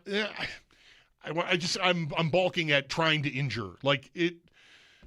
Doing what Malkin did on Thursday night is dangerous and trying to injure someone. Punching someone in the head is intimidating them and trying to get them to fight you. There's a subtle difference. When they're down, though, there's no room for that. Yeah. I mean, he throws a couple of punches before Dahlin goes down, right. And that's what you're saying. I think I'm not trying to defend whatever the right hockey culture point is here, more just from a common sense standpoint. How do you get away with that? How in any form of society can you just sort of repeatedly punch a guy who's on the ground? Even in hockey, usually. Even in hockey. That should get you run. Even in hockey. Yep. Yeah, I mean, Paul's point was, and he's probably right, that it's a different standard for a skill player. I mean, not that it should be, but it is. I think, you can sort of not exactly run out of gas as an official, but you're trying to get the game on the rails, and you can't throw everybody out. They didn't end up throwing anybody out last night, but a game starts like that, and you can't get the game going because not only are all these altercations, it seemed like nobody really knew what they were. Like every one of these fight situations came with like a 3-minute or 5-minute delay. Right. Yeah, the first period took almost an hour to play. It took like an hour, and I didn't even hear what Dahlin got. I was sort of waiting in that first scrum, like, all right, what is this going to be? Because he's still in the box. Right. After 5 minutes, Yeah, he's still in there. He's there when Carrick comes in. Yeah, that's way later. Yeah. I was just kind of waiting to find out as a viewer what actually the penalties were. They did in the intermission. They showed all the penalties, but you don't always get that anymore. Yeah. But it's just like at the timekeeper's box, there was still there was confusion about the order of which, when can this guy come out, that kind of thing. They had to have a couple of summit meetings over there. It felt like maybe you could have gamed that. The players could have. Right. No, it's my turn. I'll go. Right. It felt like that last night. Mine's the one that's up. Yeah. How crazy. All of this is just so shocking. I mean, we're talking about the Cup now? Yes, we are. 3 months ago, that's a long time, but 3 months ago, what would it have sounded like? It is still. I was talking about this when you were out at the front end of the week, and then you came back, and I missed. We had a one day together, but the Robert Thomas Day. What day was that? Tuesday, I guess, because we were together on Wednesday. Robert Thomas Day. I kept trying. I had a Robert Thomas Day. I'm trying to think. Imagine somebody, that likes the show, tunes in, but it's sort of like a lot of Sabres fans have been. They're sort of arm's length or even further away from you than that. But you listen to the show and you're still trying to stay in touch, and the guy on the radio is carrying on about how great this Robert Thomas is, and you're like, I don't even know who that is. I don't watch the Blues. Was he around when we traded O'Reilly? Did we want him? Is that who that is? Like, the idea. It's just such a foreign concept. And, on the heels of that, 3-4 days later, you've got that game that could have as well been in a boxing ring. It's all a lot. The Sabres have accelerated to the point where, they are a contender to, not just make the playoffs and end a 14-season drought, but to actually make noise. The conference is presenting itself in that way, and they every test they clear. They know the answers. Crazy. So good. Do you want to come in and play a boring low-event game like Nashville on Saturday night? Okay, we got that. You want to come in and play the Royal Rumble 24 hours later? Okay, we got that. We know how to do that too. Mike Schopp and the Bulldog here. Sal Capaccio in about 20 minutes talking free agency. Lots of movement around the league. The Bills have lost a few players. We'll see what else comes down the road here in the next little while. Thanks for listening. This is WGR.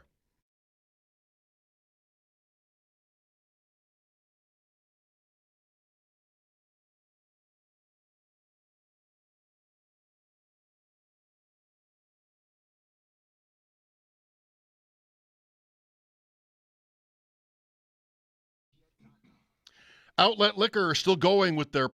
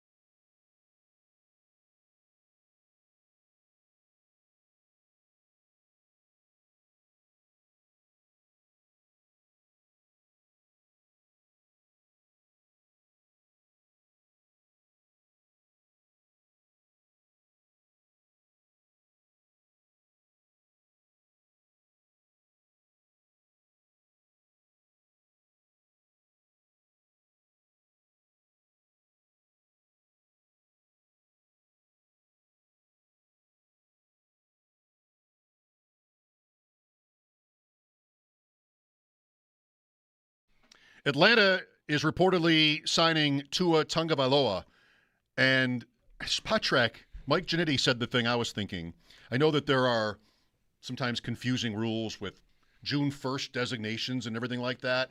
One reason why I thought Miami would not get Malik Willis is that they would have to resolve Tua's contract first, and maybe Malik Willis has a better opportunity faster than the Dolphins. But that didn't happen, and for Tua to be available to the Falcons already makes me wonder how that works, because I thought can he go to Atlanta like right now and get involved in their stuff? Is there a visa? I know it's the same country, but June 1st, I don't know. Like, sounds like he's just going to Atlanta. Malik Willis, we talked about for a little, getting some of the free agency news in between thoughts on last night's just incredible Sabres game. Crushing over the Sabres. Yes. Ken Walker to the Chiefs. I count him as the 4th ever Super Bowl MVP to go to a new team the next year. Desmond Howard, Dexter Jackson, Larry Brown. Possibly I missed one. I don't know. Like, it's good for him in fantasy. He's excellent, and it's a running back. It's the best caliber running back they've had since when? I mean, Pete Kareem Hunt, pre-CEH. Right. When he might have won a rushing title. Right. Kareem Hunt. So it's been a while. I like the guy a lot. I mean, I think he's a meter mover to me. And they have had no running game here. The fact that Kareem Hunt was still getting the number of carries he was tells you like what little they had going on. Pacheco never came back the same after the injury. We'll see if they can block any better, but Walker is by miles their best running back in like 5-6 years. He gets hurt. I mean, I guess you could say they all do. Cook has not gotten hurt. I mean, he has stayed on the field, but Kenneth Walker, Super Bowl MVP for Seattle, has had some injury stuff. Not last year, though. He played all 17 last year for the Seahawks. Anything else today that you like? You haven't been heard on DJ Moore yet. We only have 30 seconds. Speaking of the best of something, it's the best number one receiver the Bills have had in quite a while. Since Kareem Hunt. Since Diggs. So it's not been many, many, many years. So seriously an upgrade, but the price was pretty tough to swallow. Yeah, I mean, Pittman today was like for a late pick swap. I like that way more. And for like the money's less too, I think. Yeah, I think that's right. I like that way more than DJ Moore, but you're right. He's definitely an upgrade. Sal Capaccio weighs in on this and more next. Mike Schopp and the Bulldog, WGR.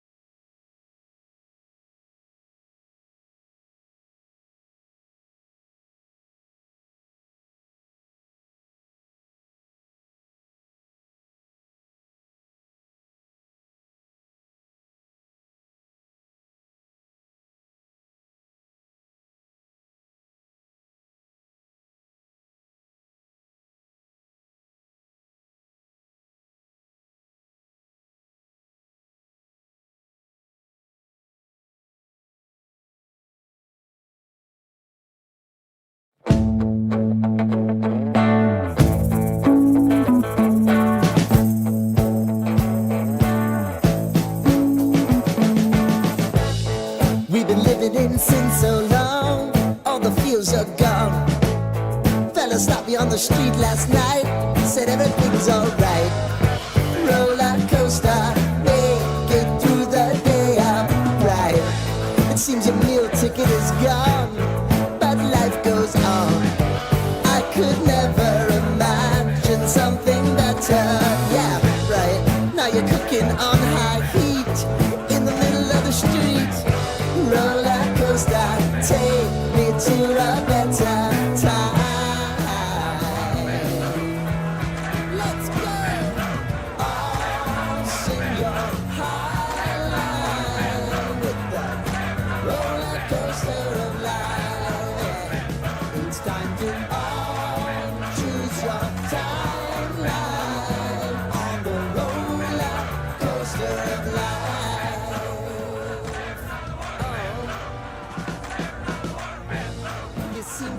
easily forget how to place your bet. When everyday life gets you down, you gotta steal the crown. Got to own it. Don't bitch and moan about it, please. God forbid you scrape your knees, and it's nothing to sneeze at. Oh, I've told you over and over again. You gotta get both hands around it and make your own plans. Roller coaster, it's taking over. It's about time.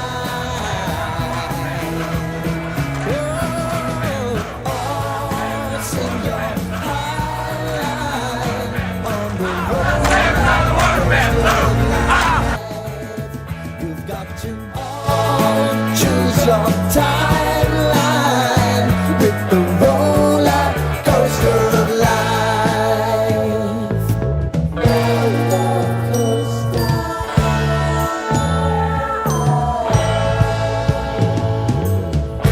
I want to go down the rabbit hole, down the rabbit hole of life.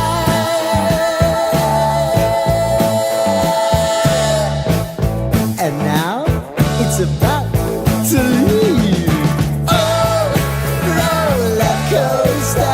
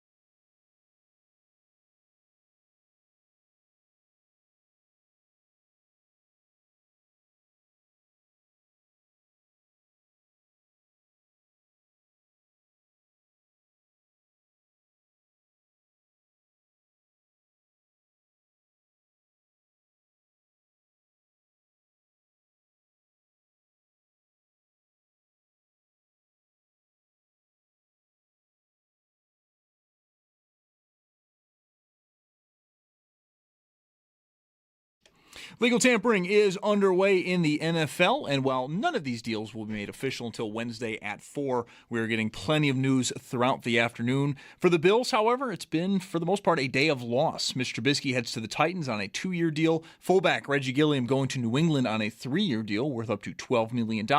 And guard David Edwards heading to New Orleans, 4 years, $61 million. Stay tuned. We'll get more on the Bills and everything else going on in the NFL, and Sal Capaccio will join the show next. Now to some of the major deals we have seen today. Alec Pierce stays in Indy, 4 years, $116 million. 49ers go and get wide receiver Mike Evans, 3 years, $60.4 million. Quarterback Malik Willis goes to Miami, 3 years, $67.5 million. $45 million of that is fully guaranteed. And with that, following the release this morning, former Dolphins quarterback Tua Tagovailoa goes to Atlanta on a 1-year deal. And then we also have a record-breaking signing as Vegas gets center Tyler Linderbaum, 3 years, $81 million. $60 million of that is guaranteed, and that does make him the highest-paid interior lineman in NFL history. And then the Chiefs, they go out and they get the Super Bowl MVP, Kenneth Walker, 3-year deal worth up to $45 million. That's your Paddock Chevrolet Sports Update. Paddock Chevrolet with you for the extra mile since 1935. I'm Zach Jones for Western New York's Voice of the Fan, WGR.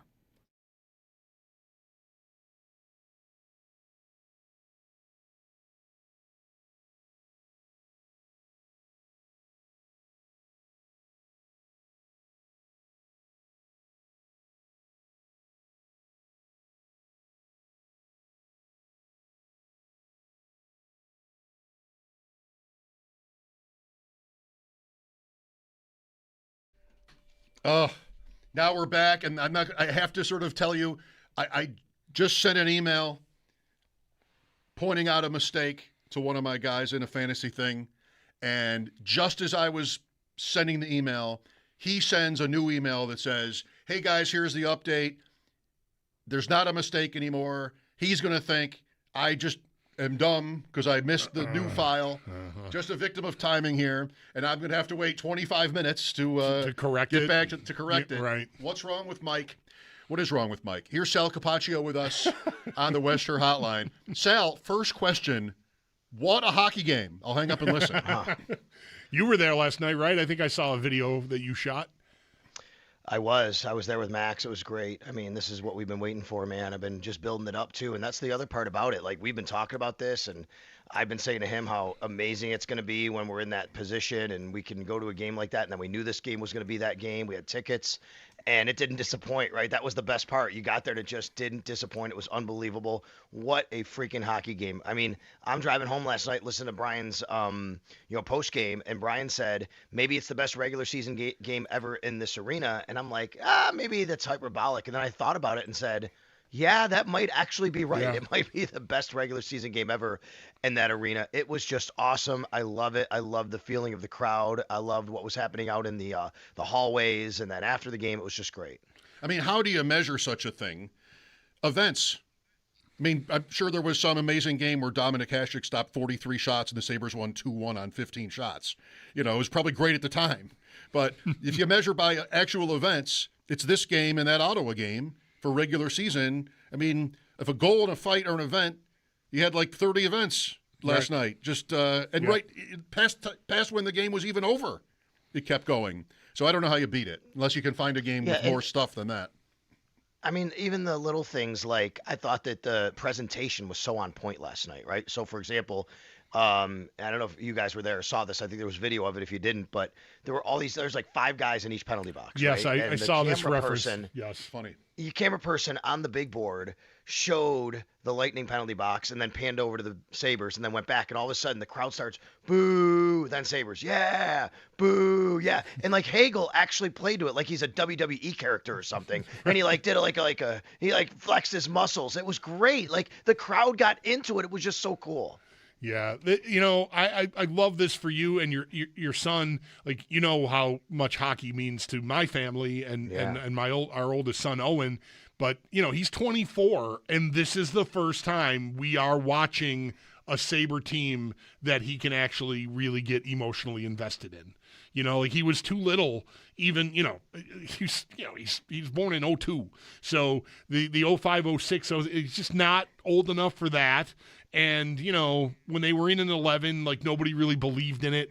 Whatever. It's the first time he and I are watching these games and like laughing and high-fiving and just, like sports fans. Like mostly he's watched games with me in that living room for just, just hanging out. We like hockey. And this is just a whole different thing now.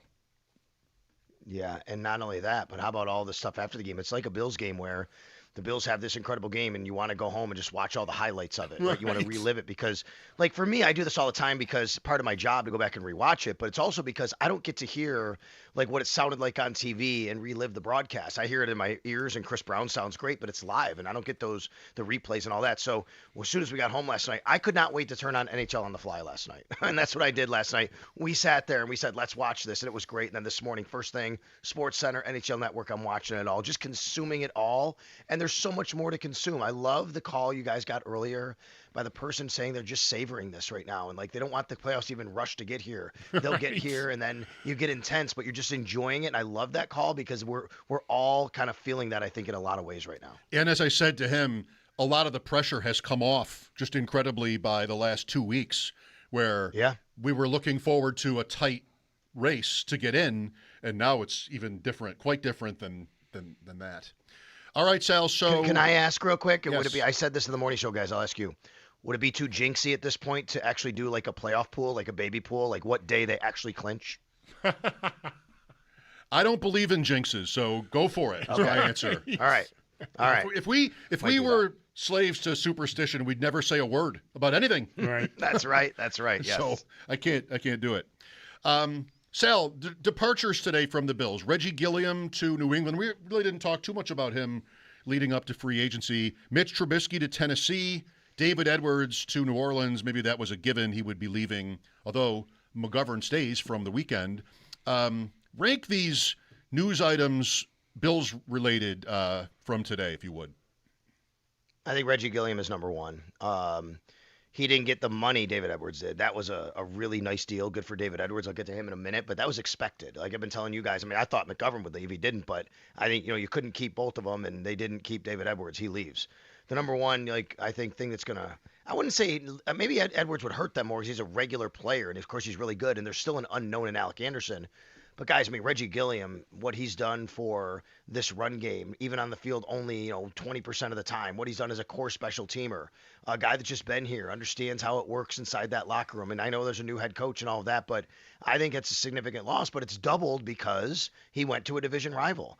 And he went to a division rival that likes to use the fullback in Josh McDaniel's system, but didn't really have that ability as much last year. So, you lose him and you lose him to a division rival. That hurts both your core special teams unit and it hurts your run game where you have the league's leading rusher. Now, I'll say, though, the Bills might be set up a lot better than they had in years past to kind of absorb that. Number one, they do have Jackson Hawes, obviously, as a blocking tight end, and you never know. Maybe they can put him in that role if they need him. But the other thing is, I do wonder if Joe Brady wants to have a bit of a departure from having a fullback on the field, one of every 5 snaps on average. I mean, maybe because of Joe Brady and this talk about wide receivers and vertical, maybe they want more 11 personnel. So maybe this is an indication of that as well.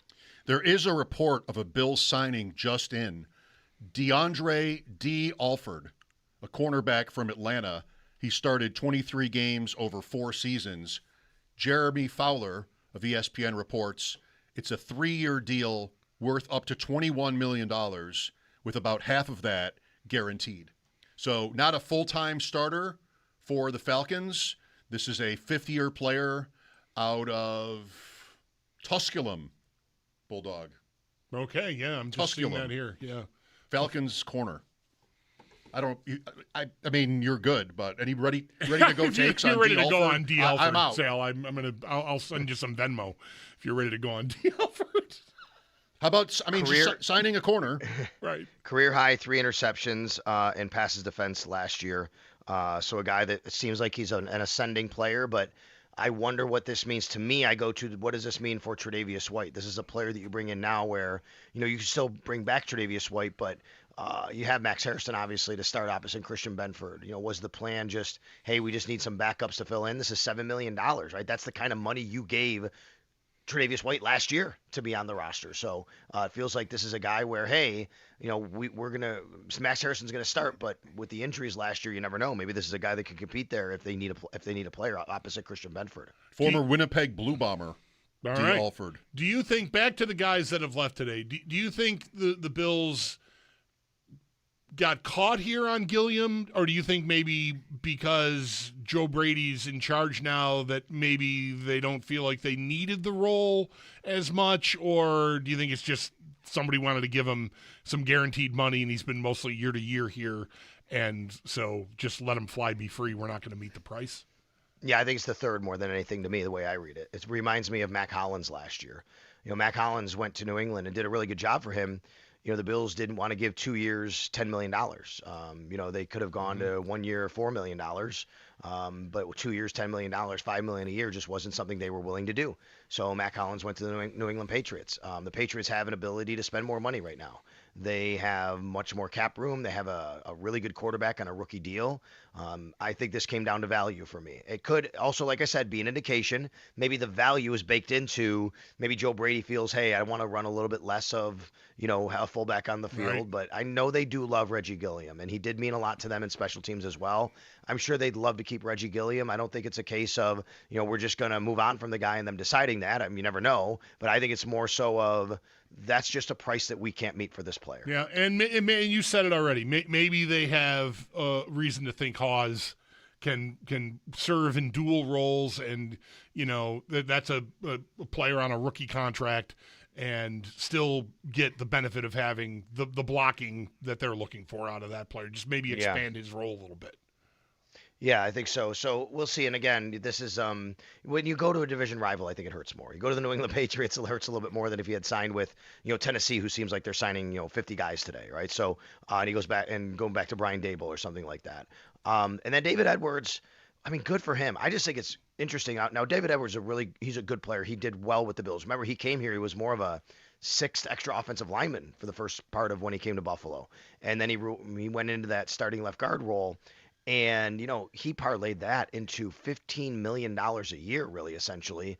The Bills, if Alec Anderson starts at guard, they'll have a $3 million starter. Now, Alec Anderson may be a fantastic player, or you may be getting a guy where you wish that you had, David Edwards or somebody else back there. There's some unknown. We don't know that. But I do think it's quite interesting, the difference between what David Edwards got on the open market and what the Bills seem like right now, at least what their penciled in starting left guard is going to make. I on Anderson, I'm thinking of, who was he was a lineman that ended up going to, is it Ike Butker? Someone who was so valuable for his versatility, right? Yes. Anderson played tackle this year, didn't he, in that game where the Pittsburgh game when everybody was hurt, Dawkins and Spencer Brown. We know he played center in the Denver playoff game because there were a few snaps there that McGovern had to leave for. Now we're talking about him as a guard. I wondered about him today, whether his versatility would keep him from becoming their left guard. I asked basically Joe Brady this question, exactly like you are, because remember we used to ask Sean McDermott about this too, and McDermott's response is always look, guys, they would love to play, but you have to always balance that, which is what you need with the team, and you could be so good at being so versatile that it just hurts your chances to start and make more money. Joe Brady's answer was, and I think this is the same answer essentially. He said this time of year, you just want everybody who wants to start and wants to compete. You want guys who want starting jobs. And that tells me, I think that Alec Anderson wants to be the starter. And I'm sure that he would love to me, this is why, Bulldog. He signs a $3 million deal. The Bills could have given him a $3.5 million tender. He actually signs for less than that, $3 million. Now, it could be because maybe they want him in the more versatile role. And then people ask me, well, why did they, why did they give him only that money? Well, or why would he only sign for that? He could have waited it out. And my answer is maybe he said, look, I'm going to start and I'm going to parlay that 1 year deal, 1 year, $3 million, and I'm going to go out and be the next $15 million player. Look what happened to David Edwards, right? I mean, if Alec Anderson has a really good year on that offensive line, which has 4 other starters around him blocking for Josh Allen, Alec Anderson's an unrestricted free agent next year. So it makes sense for him too to kind of want to be in that position. Were you surprised they got McGovern done? I was. I mean, I came on here with you guys many times and said I just didn't think it would happen. And it's really interesting. He winds up getting $13 million a year, and then today Tyler Lindenbaum just blows everything out of the water, the center market. I mean, he's getting, what is he getting? 27 million a year. I mean, that's unbelievable when you think about it. Yeah. The only thing about McGovern though that puts a bit of a damper, but it doesn't have to be that much, is because his original deal's void year kicked in. It happened in February. The void year, the date, bam, its contract is void. We now have to take on the dead cap hit, and he's going to be a free agent. That's $4.8 million. You can't go back and undo that now. So the Bills are still responsible for $4.8 million of a dead cap hit for a player who actually is on their team on a current contract, basically counting twice. I just wanted to slip in a question real quick because you brought up Mac Hollins earlier. Do you think the Bills regretted not signing him? I mean, regret's an interesting word. I think the Bills would have loved to have had Mac Hollins on the team last year. I still think, I don't know if they regret not giving him that money, Mike, but I think as the year went on, it was proven how valuable, not for the Patriots, the Patriots side of it is separate here. I just think he would have been valuable to what the Bills needed last year because they needed a guy who did everything he did. And they talk so much about how valuable that position. I mean, look, that was supposed to be maybe a Keon or a Gabe Davis when they brought him from the practice squad. He winds up getting hurt. And Tyrell Shavers did a nice job, but then what happened? He gets hurt too. But yeah, I think they would have liked to have had Mac Hollins because he meant so much to all the different ways that they would use him.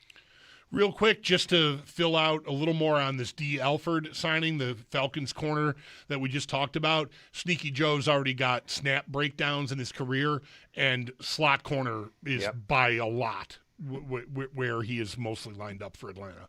So maybe a Taron Johnson replacement, again, not highlighted as expected to be maybe as much a key part of the defense, but still someone you want to have on the team, and maybe there's your answer.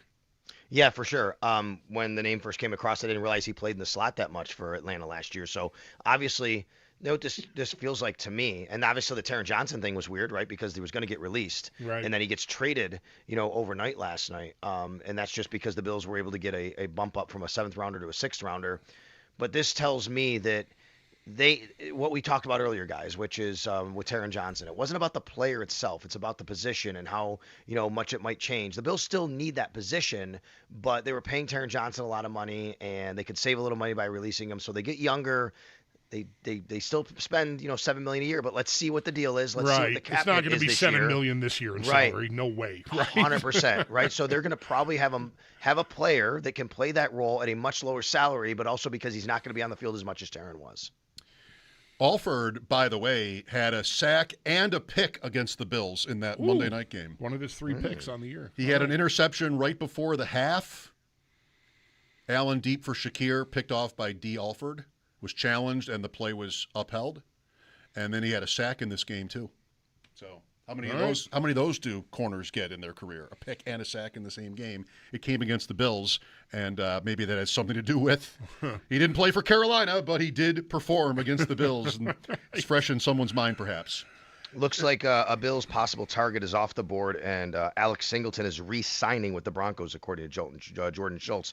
That's a guy that we talked quite a bit about. Him, Leo Chanel, John Franklin Myers. He's also gone. He's gone to the Titans. So Leo Chanel is still out there, but the other guys we've talked about here, a few of them are still are now being signed. There's nothing, I'm going to assume, surprising about the Bills being as quiet as they're being on this first day, right, Sal? We sort of were bracing and expecting this, right? Yeah, I mean, at this point, I would have thought maybe after we'd the hear DJ more Moore news trade, especially, right? If they didn't make the DJ Yeah. Moore trade, maybe they're in play for a receiver or something, but they did, so that's out. Yeah, I thought we'd hear something before 5:19 p.m., right? We were sitting here talking about it. I thought something would come down a little earlier, but never expected them to necessarily be one of the first teams, on the board with a big name signing, especially considering some of the money that's going around. Look what Alec Pierce got, right? Back to go to Indy. Crazy. A lot of money right there. Wow. Mike Evans, actually, that was a good deal. That's a nice, that's not a ton more money than, I think most people would be willing to give him that, but that felt more like that's just where he wanted to go. They worked it out, and, Kyle Shanahan's offense, that's $20 million a year, basically average. He goes there. The only thing a little surprising to me so far is we still don't know what's going on with Dawson Knox.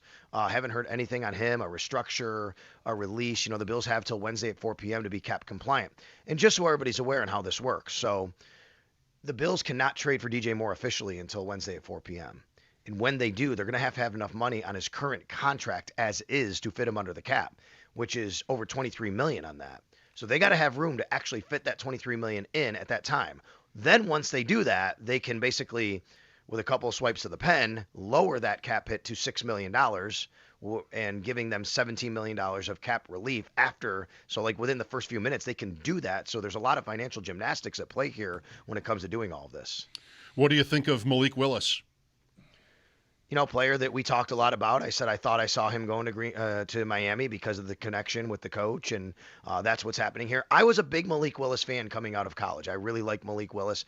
I think that Malik Willis can be, a nice player in this league, but he's going to a place where they just are kind of going to be really bereft of talent next year. They're resetting it. They're not going to be a very good football team overall, and that puts a lot more, against Malik Willis. It's going to be tough for him to kind of, go out there and show people why they signed him. And, from that standpoint, hey, good for him, but I don't think it moves the needle for them as an organization because they're just not going to be that good around him. All right. Ken Walker to the Chiefs, Sal. Is this going to be a running back? Have we moved into a different, if you will, era when it comes to running back value, given how some pretty big signings have gone the last 2 years? Even James Cook, if you want. I mean, he didn't get to free agency, but he did well financially and then went on to lead the league in rushing and mean a lot to his team. Walker, the Super Bowl MVP, goes to the Chiefs. Do you think that changes the Chiefs in a significant way? It helps them. They needed a running back to take a little load off. They have not been able to run the ball, all that well. And I think Kenneth Walker he can be a home run hitter. We've seen he's versatile. He can do a lot of different things, but he's also had moments where he kind of disappears for stretches at a time, right? But this is a good player, I think, that put it in their offense, coached by Andy Reid. I think this is a nice player for them. It's interesting. His deal, by the way, the overall numbers are basically the exact same, very close to it, as James Cook. The difference is James Cook got another year. So really, it's divided by 4 for James Cook. It's divided by 3 for Kenneth Walker. That's what happens, and the next year comes up, so someone gets a little bit more money. But Cook gets pushed down quite a bit here for some of the running back deals that have been made here. The thing that I actually do like now, I think that they makes them much better on the ground, right, than what they've been. But the thing I like is I think that takes them out of the Jeremiah Love sweepstakes in the draft. I thought maybe that was a guy that they could wind up either taking at 9 or trading up to get. One, we'll watch to see if Cook starts tweeting about being underpaid. We'll have to be monitoring that. 2, I would bet that Love goes before 9. Yep. Everybody seems to think like Tennessee at 4 is realistic for him. So he might even top Genty for draft capital. Yeah, I think Tennessee makes a lot of sense. They've made some moves today. They've spent some money though. They signed Bellinger, a tight end. That was a spot we thought maybe Knox could go to if he were released. But could Brian Dable, and he's from there. But they just gave Bellinger. Yep, right. Yeah, they gave Bellinger some money there. Then Wan'Dale Robinson as well. Wow. Who else they signed? Oh yeah, John Franklin Myers they signed. They've done some work today, Tennessee. So they're trying to really build off what they have in their second-year quarterback. Now going into a third-year quarterback in Cam Ward, and that's a spot I could definitely see Love. One thing I know you want to do as a franchise is just load up all your money, all your eggs in the basket, and raid the New York Giants closet. Ex-Giants, that's what you want to do. Skill players. That's what and it's not neighbors. That's what you want to do. I don't know. Wan'Dale Robinson is like 110 catches for 600 yards. Like there's value, but that seems. Somebody tweeted, and isn't this so right? All the receivers in free agency pass like the top guys. Does that ever work out? Where you're spending like top of market, maybe isn't right, but just massive financial investment on receivers who aren't elite. I'll give my guy Jacob Sanderson a hat tip. Colts fan, ADP chasing. He's predicted the whole time they would keep Pierce and move Pittman. And I didn't hear anybody else expecting that from the Colts, so he was right. What did you think about that Pittman deal, especially considering the DJ Moore deal in that context? Much better for the buyer. Pittsburgh did much better than the Bills did, I think. You don't have to like the players equally. I think I like Pittman more anyway, but that's debatable. What about you? Yeah, I hear that. Yeah, I still don't love giving up the second rounder. That feels like, man, for Pittman, but I will say though, they had to give Pittman a new deal. DJ Moore was already under contract, right? I think that was part of it. You're getting a under cost control player, but you're going to redo his contract. I believe Pittman was under contract. He had a year left. But 1 year. Yeah, that the extension is kind of a given once you do that. Right. I wonder, remember when the DJ Moore trade was reported, it was mid-round pick that Adam Schefter used, and I don't know if there was some sort of mistake in the dissemination of the message or what, but I might have been like, okay, sure, that makes sense, like this. But it wasn't, and that is the big problem with it, I think, like you said, Sal, just then. Okay, good talking hockey with you and some of these moves. Thanks for your time. You got it, guys. Should be a busy week. That's our Sal Capaccio on the West Her Hotline. His appearances are brought to you by New York's only outlet Liquor. When you need to stock up, it's the place to buy a case. What's your outlet? Bills reportedly make a signing in the secondary. We'll talk about that some more, but also, wow, the Sabres, 803-0550. Were you there? Was it as good as it had to be? Like best ever kind of level? How about this team? Mike Schopp and the Bulldog here. Lines open for you. This is WGR.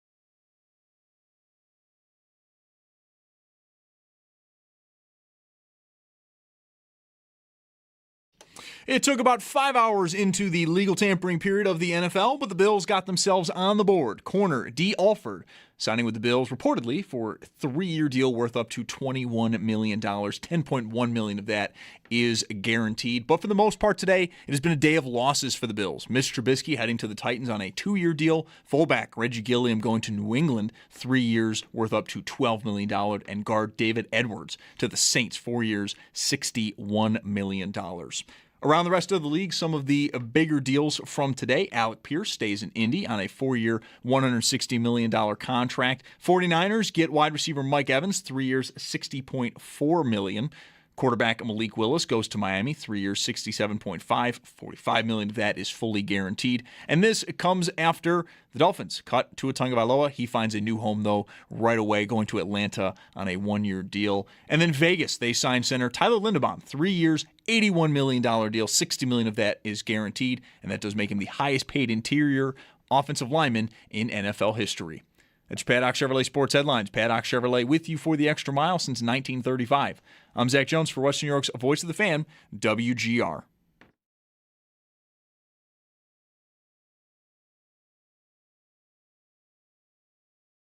So this is why I play hockey. This is the best part. It's just finally. Finally we're here and we're doing good things. So I don't take this for granted at all. I'm so fired up. I'm so happy. I'm so happy for the Buffalo as a city, for all the fans too, and this means the world. Rasmus Dahlin, what a night for him and them. Mike Schopp and the Bulldog here. That's been the main topic of our day here, is just taking this all in. And last night was so amazing. Memories of 20 years ago or even 15. One thing that has come up a couple of times is, and this was referenced when we just talked to Sal, how they really don't have as much pressure to make it as we all would have loved. We would have taken it. Every one of us would have taken it. Some percent, go back as whatever the appropriate time is, some percent chance to make the playoffs. Just get meaningful games in March. Mm-hmm. We're moving metal. We're playing meaningful hockey in March. We're doing that. We want to get there. April would be incredible if we could just be alive in April. Right. Whatever the alliteration I need there is, you tell me. But now I'm thinking of it. Anyway, we would have taken a much more modest result than we have to this point. What they've done since the Olympics is simply go 7-0, 7 regulation wins, 2 against the Lightning, by the way, and moved all the way to the top of the division, 2 points off the top of the Eastern Conference. 3rd most regulation wins in the league. I mean, they should make, if they don't make the playoffs now, it'll be a catastrophe. Just to say, I'm not, it's not 100%, but it might be 98. At this point, it would be incredible if they missed, and it would be incredible. I felt that way for a while. But even with that said, to come out of the break and pile up 14 points already and be on top of the division, we were saying it, when the break came, wherever they were, I think they were in wild card 1 at the break because they skidded in a little bit, right? They lost maybe 3 out of 4, 1 in overtime or something. So they were still in good shape. But to come out and, the looking behind you, at least at the teams that could displace you, knock you out of a playoff spot, I'm done with that. That is over. Now I'm okay, can I hold off? Second place is, third place is my worst case scenario. Second would be wonderful. Coming out of the break, I thought first place, okay, I'm this close to Tampa. I've got 3 games with them, but what, I'm going to sweep them? Maybe. Well, they already did the hardest part. The last Saturday, they won in Tampa easily. Then this slugfest last night here, and they're here again, early April. April 6th. Okay. With a chance to win all 3 of those games. And they're already ahead of Tampa. Now, there's 2 games in hand. And that can cut both ways. Everybody's going to be so busy playing a lot of hockey here. Tampa, they only got the same amount of days till the season ends. They got to play 2 more games than Buffalo does. So, they have a chance to gain points while you're idle. But it also means they're going to be busier at a time of the year when everyone's busy. So they got more games jammed in here at the end. That could end up being to your benefit. It's just the best. It is so 2006 with the tough start. Remember Dahlin going to Europe as the Sabres were struggling and his wife was struggling as well, and he left the Sabres. That was around November 6th. They played the Blues on November 6th. He may or may not have played that night. He comes back 9 days later. They lost every game in regulation without him. 4 straight. St. Louis, Carolina, Utah, Colorado. He met them in Detroit. Remember that? Mm-hmm. And they won in Detroit. They entered that game 5-12.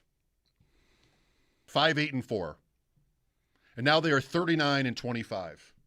Carry the one. 34-12. And it didn't get hot right away. I mean, it's the Edmonton game that's the signpost, right? The game in Edmonton. Yes. Before the GM change is made. That's December 9th. It's just so cool. I don't know. What is that? Wow, are you in broadcasting? Well, it just is. It's a lot. We've said this a couple of times today, and I was talking about it early last week. It's a lot to take in, like the adjustment to your relationship with them. You know, it's not hard to fall right back into, you know, the way you used to do it 20 years ago. But it was 20 years ago. I mean, it has been a minute since maybe you have felt anywhere near this level of emotion about them. And even that, like you just said, they would have had our attention. If right now, if they were, I mean, who's the best? Who's closest that's not in? Columbus or Ottawa? Like if you're one, Columbus is 2 points ahead of Ottawa. Either way, you're one of those two teams. You're 5 points back of the wild card. Be like, okay, well, there's a race. I got a race. Okay, just get hot, win a couple games. That would have our attention, but not like this. Like they're not even the Bruins. Like they're in first place. Well, they just blew past everyone. That's what I'm thinking about too. This is it's so long ago, and so many years in between then and now were closer to irrelevant. And we didn't have any conversation. What was last year like? Did we talk about the playoffs much at all? No. At post deadline, or how did we talk about them at the deadline? Like it was kind of a non-event. 2006 and 7, those 2 seasons, the playoffs are not in doubt. I mean, 07 they led the league in points. The playoffs were not in doubt. It was more maybe like this in how's it going to go? I mean, are they good enough? Not a lot of experience in a couple cases. Like, how's it going to go? But almost even those years, like 2011, if I remember right, I don't think of 10 this way either because they won their division in 10 and like everybody was 10, bad. 10 they maybe led the division from the middle of October right through the end of the year. It wasn't really close. Right. And 11 was close, but it also came out of nowhere just very late. Like most of that season was frustration, and then there was the sale, and it just sort of happened. It's just to say, for what it's worth, there aren't any seasons in like 20 years where you're sort of right in it and you make it. The year after the President's Trophy was like they were right there with a week to go. Yeah. And they missed. It's just, you at least, as we all have said and know, you at least want that. You want the excitement you want the season to matter when you get to this point.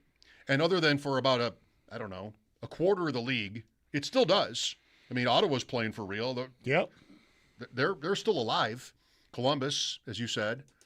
But this is just like now we can talk about this without that particular anxiety that with the Sabres, I know for me and more so even for you, can consume you.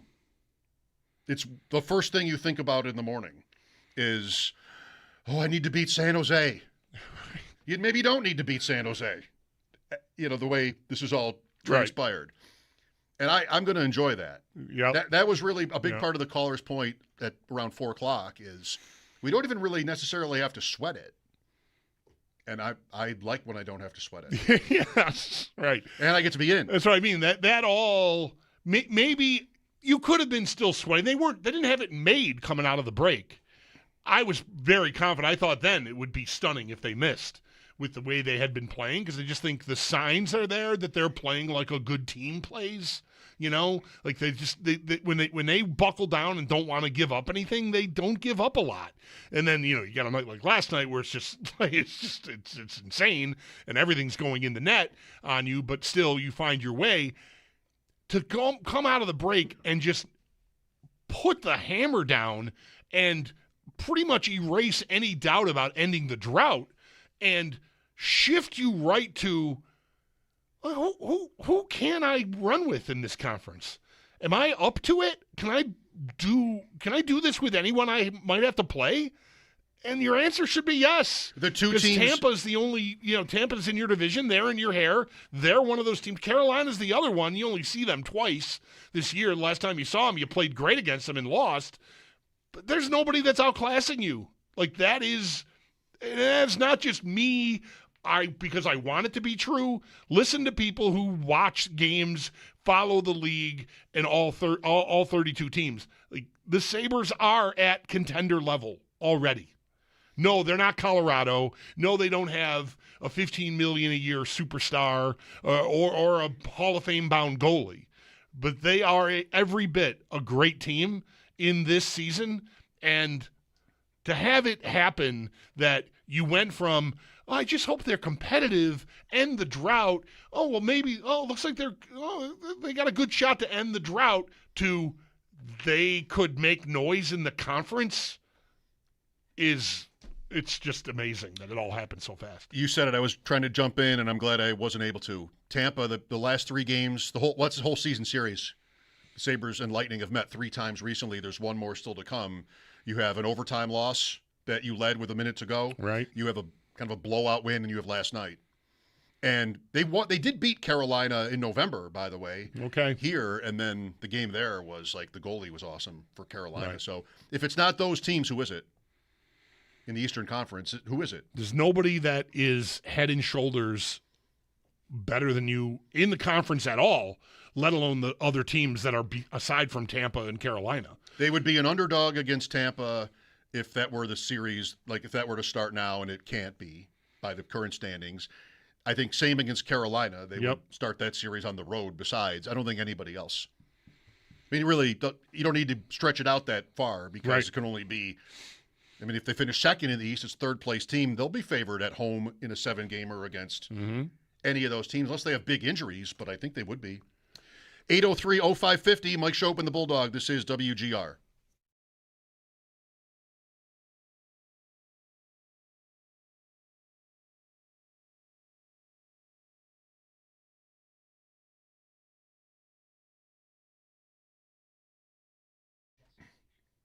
This is Mike Schopp. Whether it's for your home or business, you want to have the name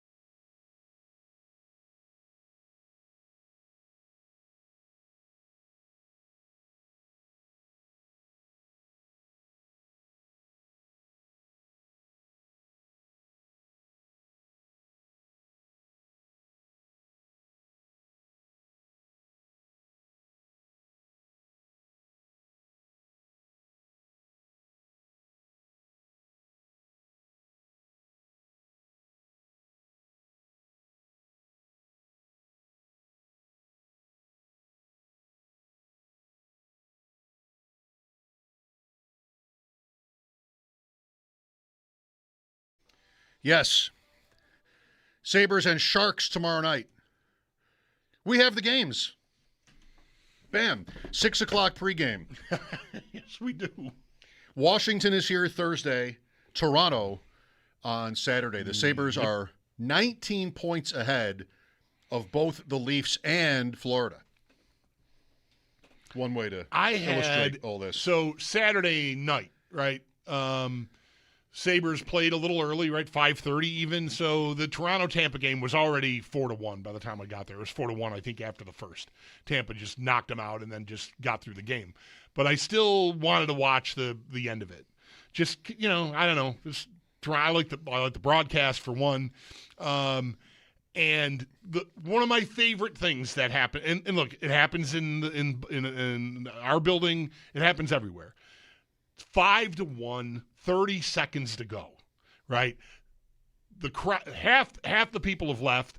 The only people who are still there are like family from the visiting team and people who want to yell at you, right? That's your building at that point. Nick Robertson scores to make it 5-2, and it's like, the whole show, the horn, Panama by Van Halen, strobe lights, the whole thing. And I mean, I was so glad I was there for it. It's one of the worst looks in any pro sport, but like hockey especially. I mean, we care about hockey, right? You get the whole show for a goal to make it 5-2 in a loss where if you were holding out hope, well, I got to get this one, right? It's another one that you didn't get. It's a lost season. Your superstar player looks like he's shooting a hostage video every time he talks to media. It's just going as badly as it can go. And here is David Lee Roth and strobe lights for 5-2 on a Saturday night in Toronto. And I just was loving it. It's such a joke.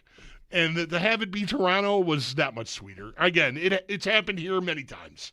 Useless, pointless goal scored at the end of a game, a blowout at that, and like, whoa, here we go. Here's Kickstart My Heart. Blah, blah, blah, blah. Oh, my God. Those are the rules. It's just so great when it's a team you despise that is surprisingly circling the drain like Toronto is. Those are some of the most hilarious things about sports now. It is the best. The other team just does not exist in the arena, in the stadium. Remember when the Bills won in Pittsburgh, and they were talking about playing what's the Stick song? Oh yeah, Renegade. And whether they should have done it, it's 26-7. The crowd is dead. It's Bills fans, it's their families. It's saying right. And maybe they didn't right away. But some of this stuff, of course, is sponsored. We have to do it. We got to do it, right? Official goal song, official this, official horn. I mean, we got to do our part here. But yeah, it's always embarrassing. Even when it's your team, it's super embarrassing. If I'm a Leafs fan there, I don't want to hear that. Right, exactly. I know I'm gonna. That's what makes it just so stupid, so hilarious when it happons. Absolutely. There's no way Robertson couldn't just give me to center ice and let's drop the puck. Can we just please can we just finish? No. Panama. Oh my God, it's the best. We see you, Toronto. I'm still watching. Jerseys on the ice? I didn't see any jerseys on the ice. Has that been curtailed? It's happened already this year. There. But not every night? Not every night, no. How many jerseys could you have I'm left? not telling you it didn't happen Saturday. I got out of there. I didn't stick around for post-game commentary. No? So I don't know if jerseys. But during the game while I was watching, I didn't see a jersey on the ice. Toronto-Montreal tomorrow? It's definitely not tonight. Okay. Then it's tomorrow. Rangers-Flyers might be the best game you got going tonight. And we'll look for your calls again next. Mike Schopp and the Bulldog, WGR.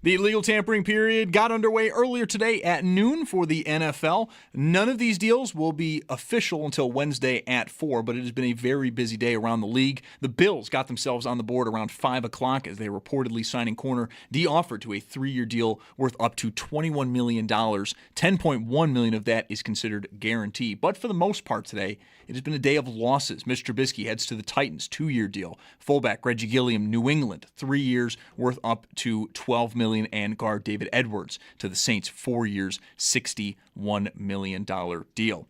Around the rest of the NFL, some of the major moves include Alec Pierce staying with Indy on a 4-year, $160 million deal. Indy, following that, then traded wide receiver Michael Pittman to Pittsburgh in a late-round pick swap. Pittman then signs a 3-year, $59 million deal with Pittsburgh. The 49ers go and get Mike Evans, 3 years, $60.4 million. Quarterback Malik Willis goes to Miami on a 3-year, $67.5 million. $45 million of that deal is fully guaranteed. And this comes after the Dolphins do release quarterback Tua Tagovailoa, though Tua quickly finds a new team, Atlanta, on a 1-year contract. And then we also had some record-breaking signings as well, as Vegas gets center Tyler Linderbaum on a 3-year, $81 million deal. $60 million of that is guaranteed, and that makes him the highest-paid interior lineman in NFL history.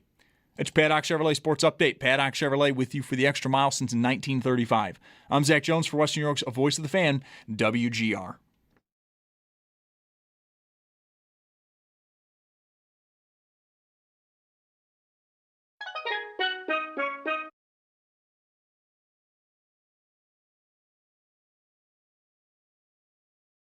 Schopp. I've often wondered that. Like he, they, I don't know what his pronouns are, or their pronoun. Anyway, Satan. And the Bulldog. What's the upside of doing well? Well, maybe they're too busy making everyone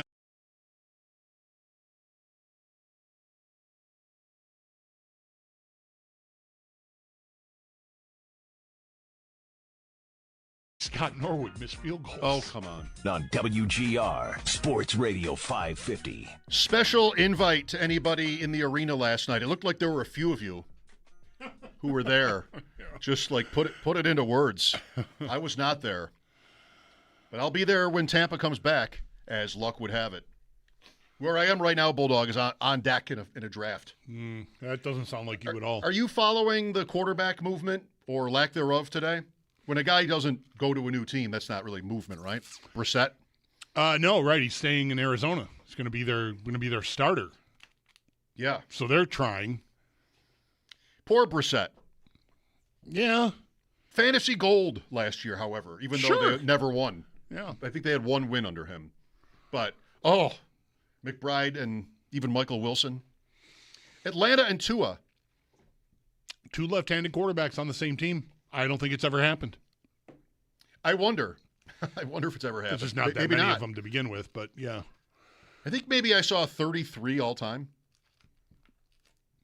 All right. I'm not sure that's right. Maybe I'm confusing that with a different stat, but does that seem right? Seems low, doesn't it? One a year? I don't know. I don't. It doesn't seem that low to me.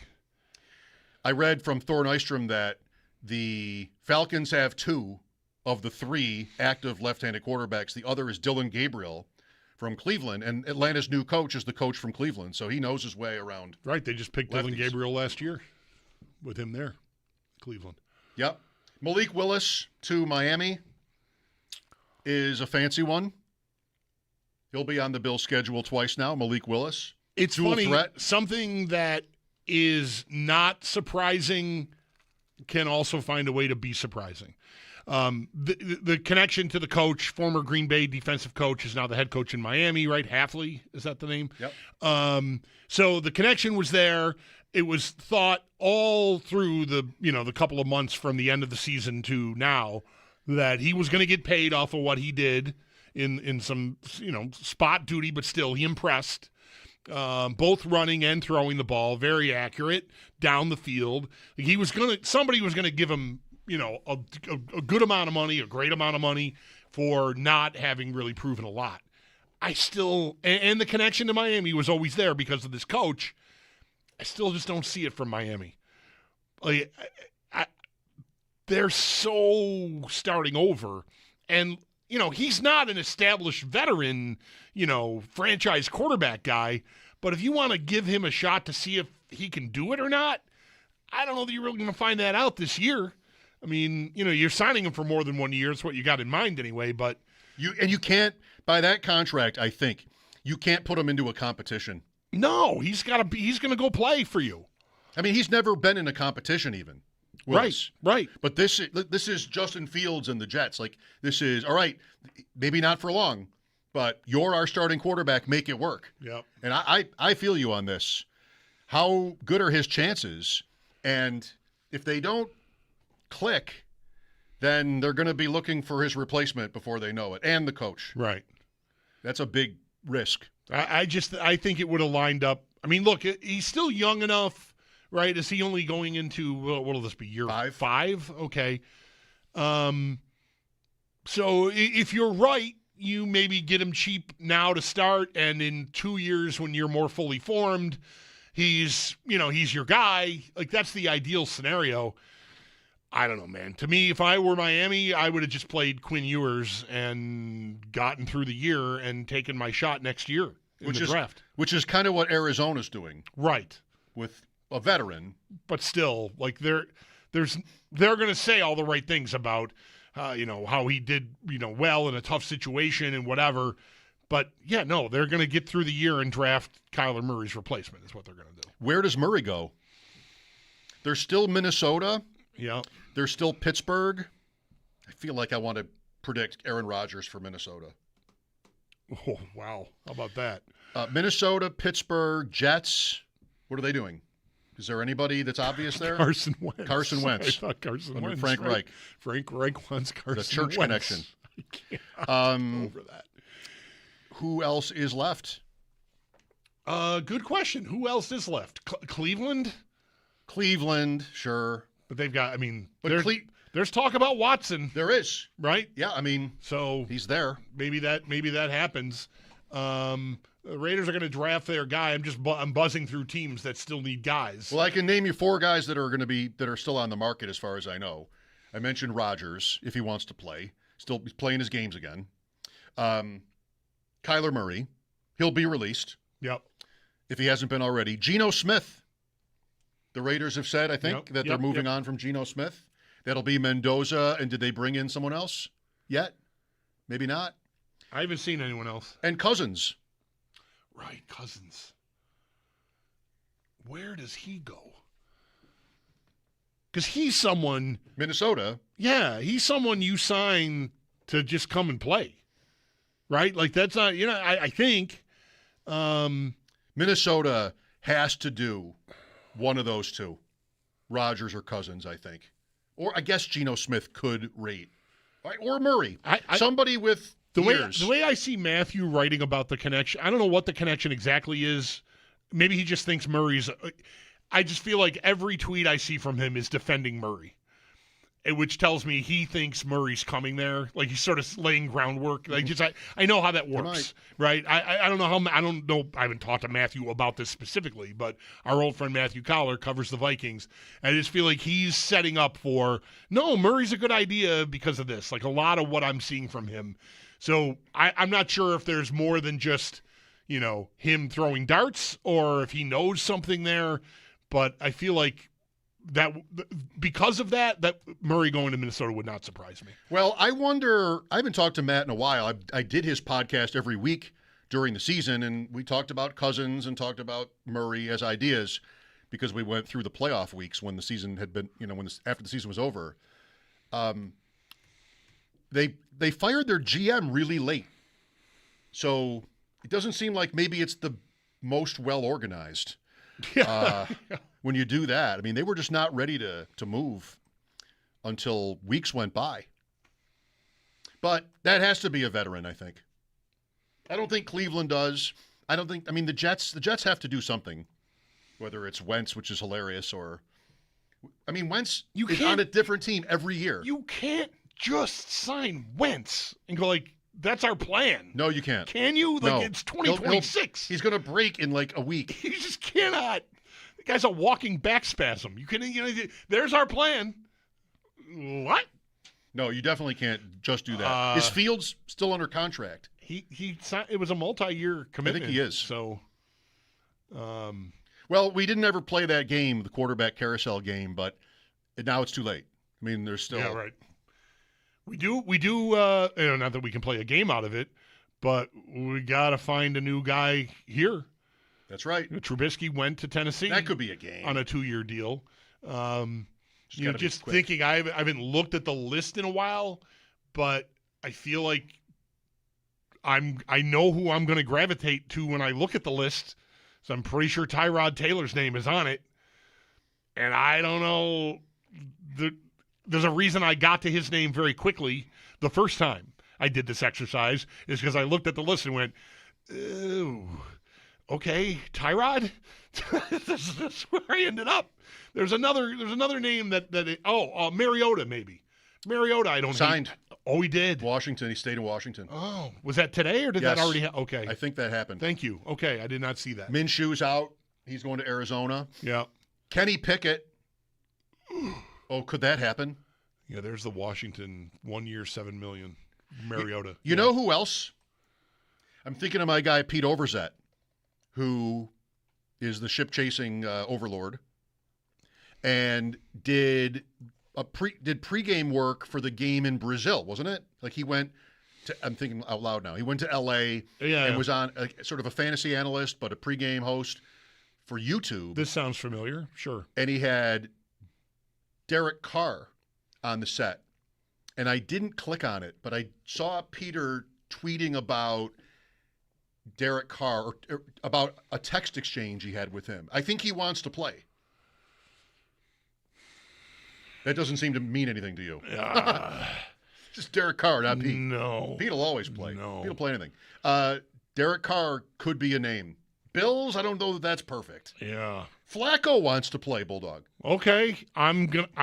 Looking at this list, and now, it's tricky because it's a list from before free agency began. It's a list from 2009. Mariota's gotten picked off, like you just said. My eyes go right to Tyrod Taylor. After that, Huntley resigned in Baltimore, right? That's gone. Yeah, that was over the weekend. Trey Lance. Sam Howell. Josh Johnson. Teddy Bridgewater. I mean, we're in tough. Case Keenum signed somewhere today. That's another name that I just overlooked here and didn't have the heart to say as an idea. But yeah, that's right. He's been here, but he signed somewhere else already today. I think so. Didn't see that either. Boy, Case Keenum to the Bears. Bears. All right. Bumping someone out of a spot. He was in Chicago to begin with. He's staying.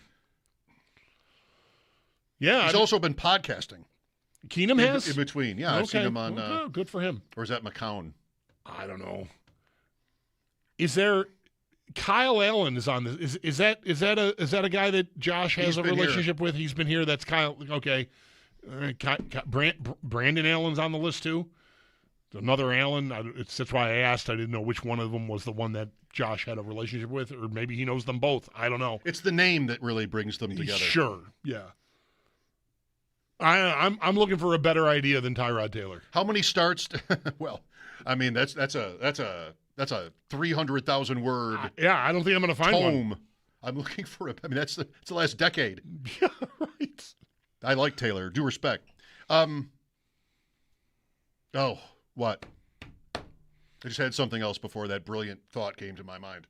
The last thing I said was I'm looking for a better idea than Tyrod Taylor. How many starts does Trubisky get under your guy Cam Ward? None. Wait a minute. You like Cam Ward a lot. Mm-hmm. I don't really have an opinion of him, like a walking off point, but he did not have a good season. It makes sense that they would try again. New coaching now. Yep. 101 in the draft. You don't have to give up. Wasn't that bad, I guess. They did win how many games? 3? But okay. Yeah, it was bad. Yeah, 3-14 was the record. This happens. This is not that surprising when the team's going to do what they're going to do. He went to a bad team to begin with. So. But he doesn't get all year. Well, I think it's going to go well enough that he will. So I'm going to go with. I mean, injury. Who knows? Now I'm going to go with 0 starts for Trubisky. I think Wow. Cam Ward. I think Brian Daboll unlocks Cam Ward. You know how I love to bet the long shots on the divisions. Boy, Tennessee's going to be interesting again. You know, who knows about that division? Daniel Jones is coming back from injury. C.J. Stroud couldn't hold on to the football last year. How long will that defense hold them up? There's one more. Here, I'm already Jacksonville looks like maybe one of the best teams in the league. But, you know, I'm making lemonade over here. I mean, if there's an injury, it's no bet. Right. But Trubisky, you know, I wonder if, like, it'd be cool to know him today and have him tell you about the whole process. Like, how was this year, maybe unlike last year? I'm not sure that he was a free agent last year, but I'm guessing he would have been, maybe. If it's not the same, okay. I think he came here on a 2-year deal the last time he came. So well, even then, right. even 2 years ago, right. What are my options? You know, money is probably about the same. It's modest. Yep. Can I go somewhere with a chance to take over? Because that's what you would want. Malik Willis got how much money? Who's he again? Like, right. He was a 3rd-round pick who was kind of a bust-looking player not because a 3rd-round guy has to hit, but when the draft process started that offseason, he was maybe going to be a 1st-round pick. Ends up going much later. That's Tennessee also. And because of that, barely really got a chance because that's how that works. They might have still had Tannehill then. They also brought in Will Levis with like the 2nd pick of the 2nd round the next year. And where's he, by the way? Is he somebody to talk about? Yeah, right. Because he doesn't. They don't need him now. Yeah, maybe Will Levis can be the Bills' backup. Is that the type though? He's like sort of a crazy player. Yeah, that's right. I don't need the upside. Yeah, I need the floor. You need steely, trustworthy. Don't fumble the snap. Don't get me killed. Yeah, that might not be him. Good point. Just, you know, if you knew Trubisky, if he would tell you. Right. What level of this guy's going to get me killed or fired, Will Levis might rate pretty high. He might, yep. Yeah. But I could also see somebody who needs the upside wanting to consider it. Maybe that's the Jets. The Jets have to have the floor first. And then you can play for the upside, right? Right. You have to have the floor first. Who's that team? It can't be Minnesota. The floor is too low with McCarthy. Right. Indianapolis might need somebody to start week 1. That's right. And Richardson, by the way, has been given. I didn't hear about a trade. It didn't really come. Or what? Don't tell. You're looking at me. No. Because that I don't hate that idea as a Bills backup. If he doesn't find something better out there. Was it a day you were here? I apologize. When the Richardson news happened, I might have been alone, and I just said, I think I was. Shouldn't this be a player? For as scary and maybe like a non-starter, no pun intended, the idea of his starting for you as like your QB1 is, nobody wants to do that, clearly. It seems. Nobody wants to do that. But with that said, shouldn't he be somebody that every offensive coordinator in the NFL would love to get their hands on? Not even just like development-wise, but what a weapon he could be. You've got, I know it was a monologue, because I mentioned Darnell Washington. How excited we were for 5 minutes about him coming into the league. This massive 6'8", 340-pound tight end. Right. Like, how do you cover this guy? Right. And he ends up going to Pittsburgh, and he's done a little bit for Pittsburgh. But that guy, only he can throw bombs. He can throw dimes, Richardson. Yeah. You know, he was not always bad. So, man, I would love it if it doesn't have to be here. I mean, I don't want to get too greedy. But if he had a role like that somewhere, I would be so into it. Just depends on how much you can trust whether he understands what he'll be asked to do. And I say that because, like, a guy that doesn't know enough to not do what he did do when he was Indianapolis' starter, you just might wonder. I said this the day after that happened when he tapped out in the middle of a drive. I'm tired. What else don't you know about how football works? Like, you're the quarterback and you don't know that? That would worry me if he's supposed to be in a support role, you know, like the athleticism, no question. Like what he's got in the toolbox is super appealing to try to see if you can be the one to unlock it. I just wonder whether the kid's got the aptitude to unlock himself. I'm really worried for that part of it. So I wonder where he ends up. There's no way he's done. Like he'll go somewhere. I don't know. Yeah. Well, you said it there. Like if he just doesn't have the energy for it or the work ethic, whatever it takes, like then he won't get a chance. Yeah. Like, he could be someone's third, like a training camp invite, and it's like no, because they're not going to owe him any money. Right. So he's got to avoid that pitfall. Yeah. Which I don't know. Maybe that's not a given. Yeah. I'm being reminded by a friend of mine that Shane Buechele is on the Bills. So there is that. Like that to me that is not a lateral move from Trubisky to Shane Buechele, but there is another guy here that the organization really thinks highly of anyway. They went out and brought him back in here, I think, on one of those futures. All right. Well, deals, but including the Bills, there still is plenty of action that we'll get here in the next few days at quarterback around the league. It would seem. Yeah. Some news today, though, that's interesting. Miami's the big one. Mike Schopp and the Bulldog here. Paul Hamilton joined us earlier. That's next on WGR.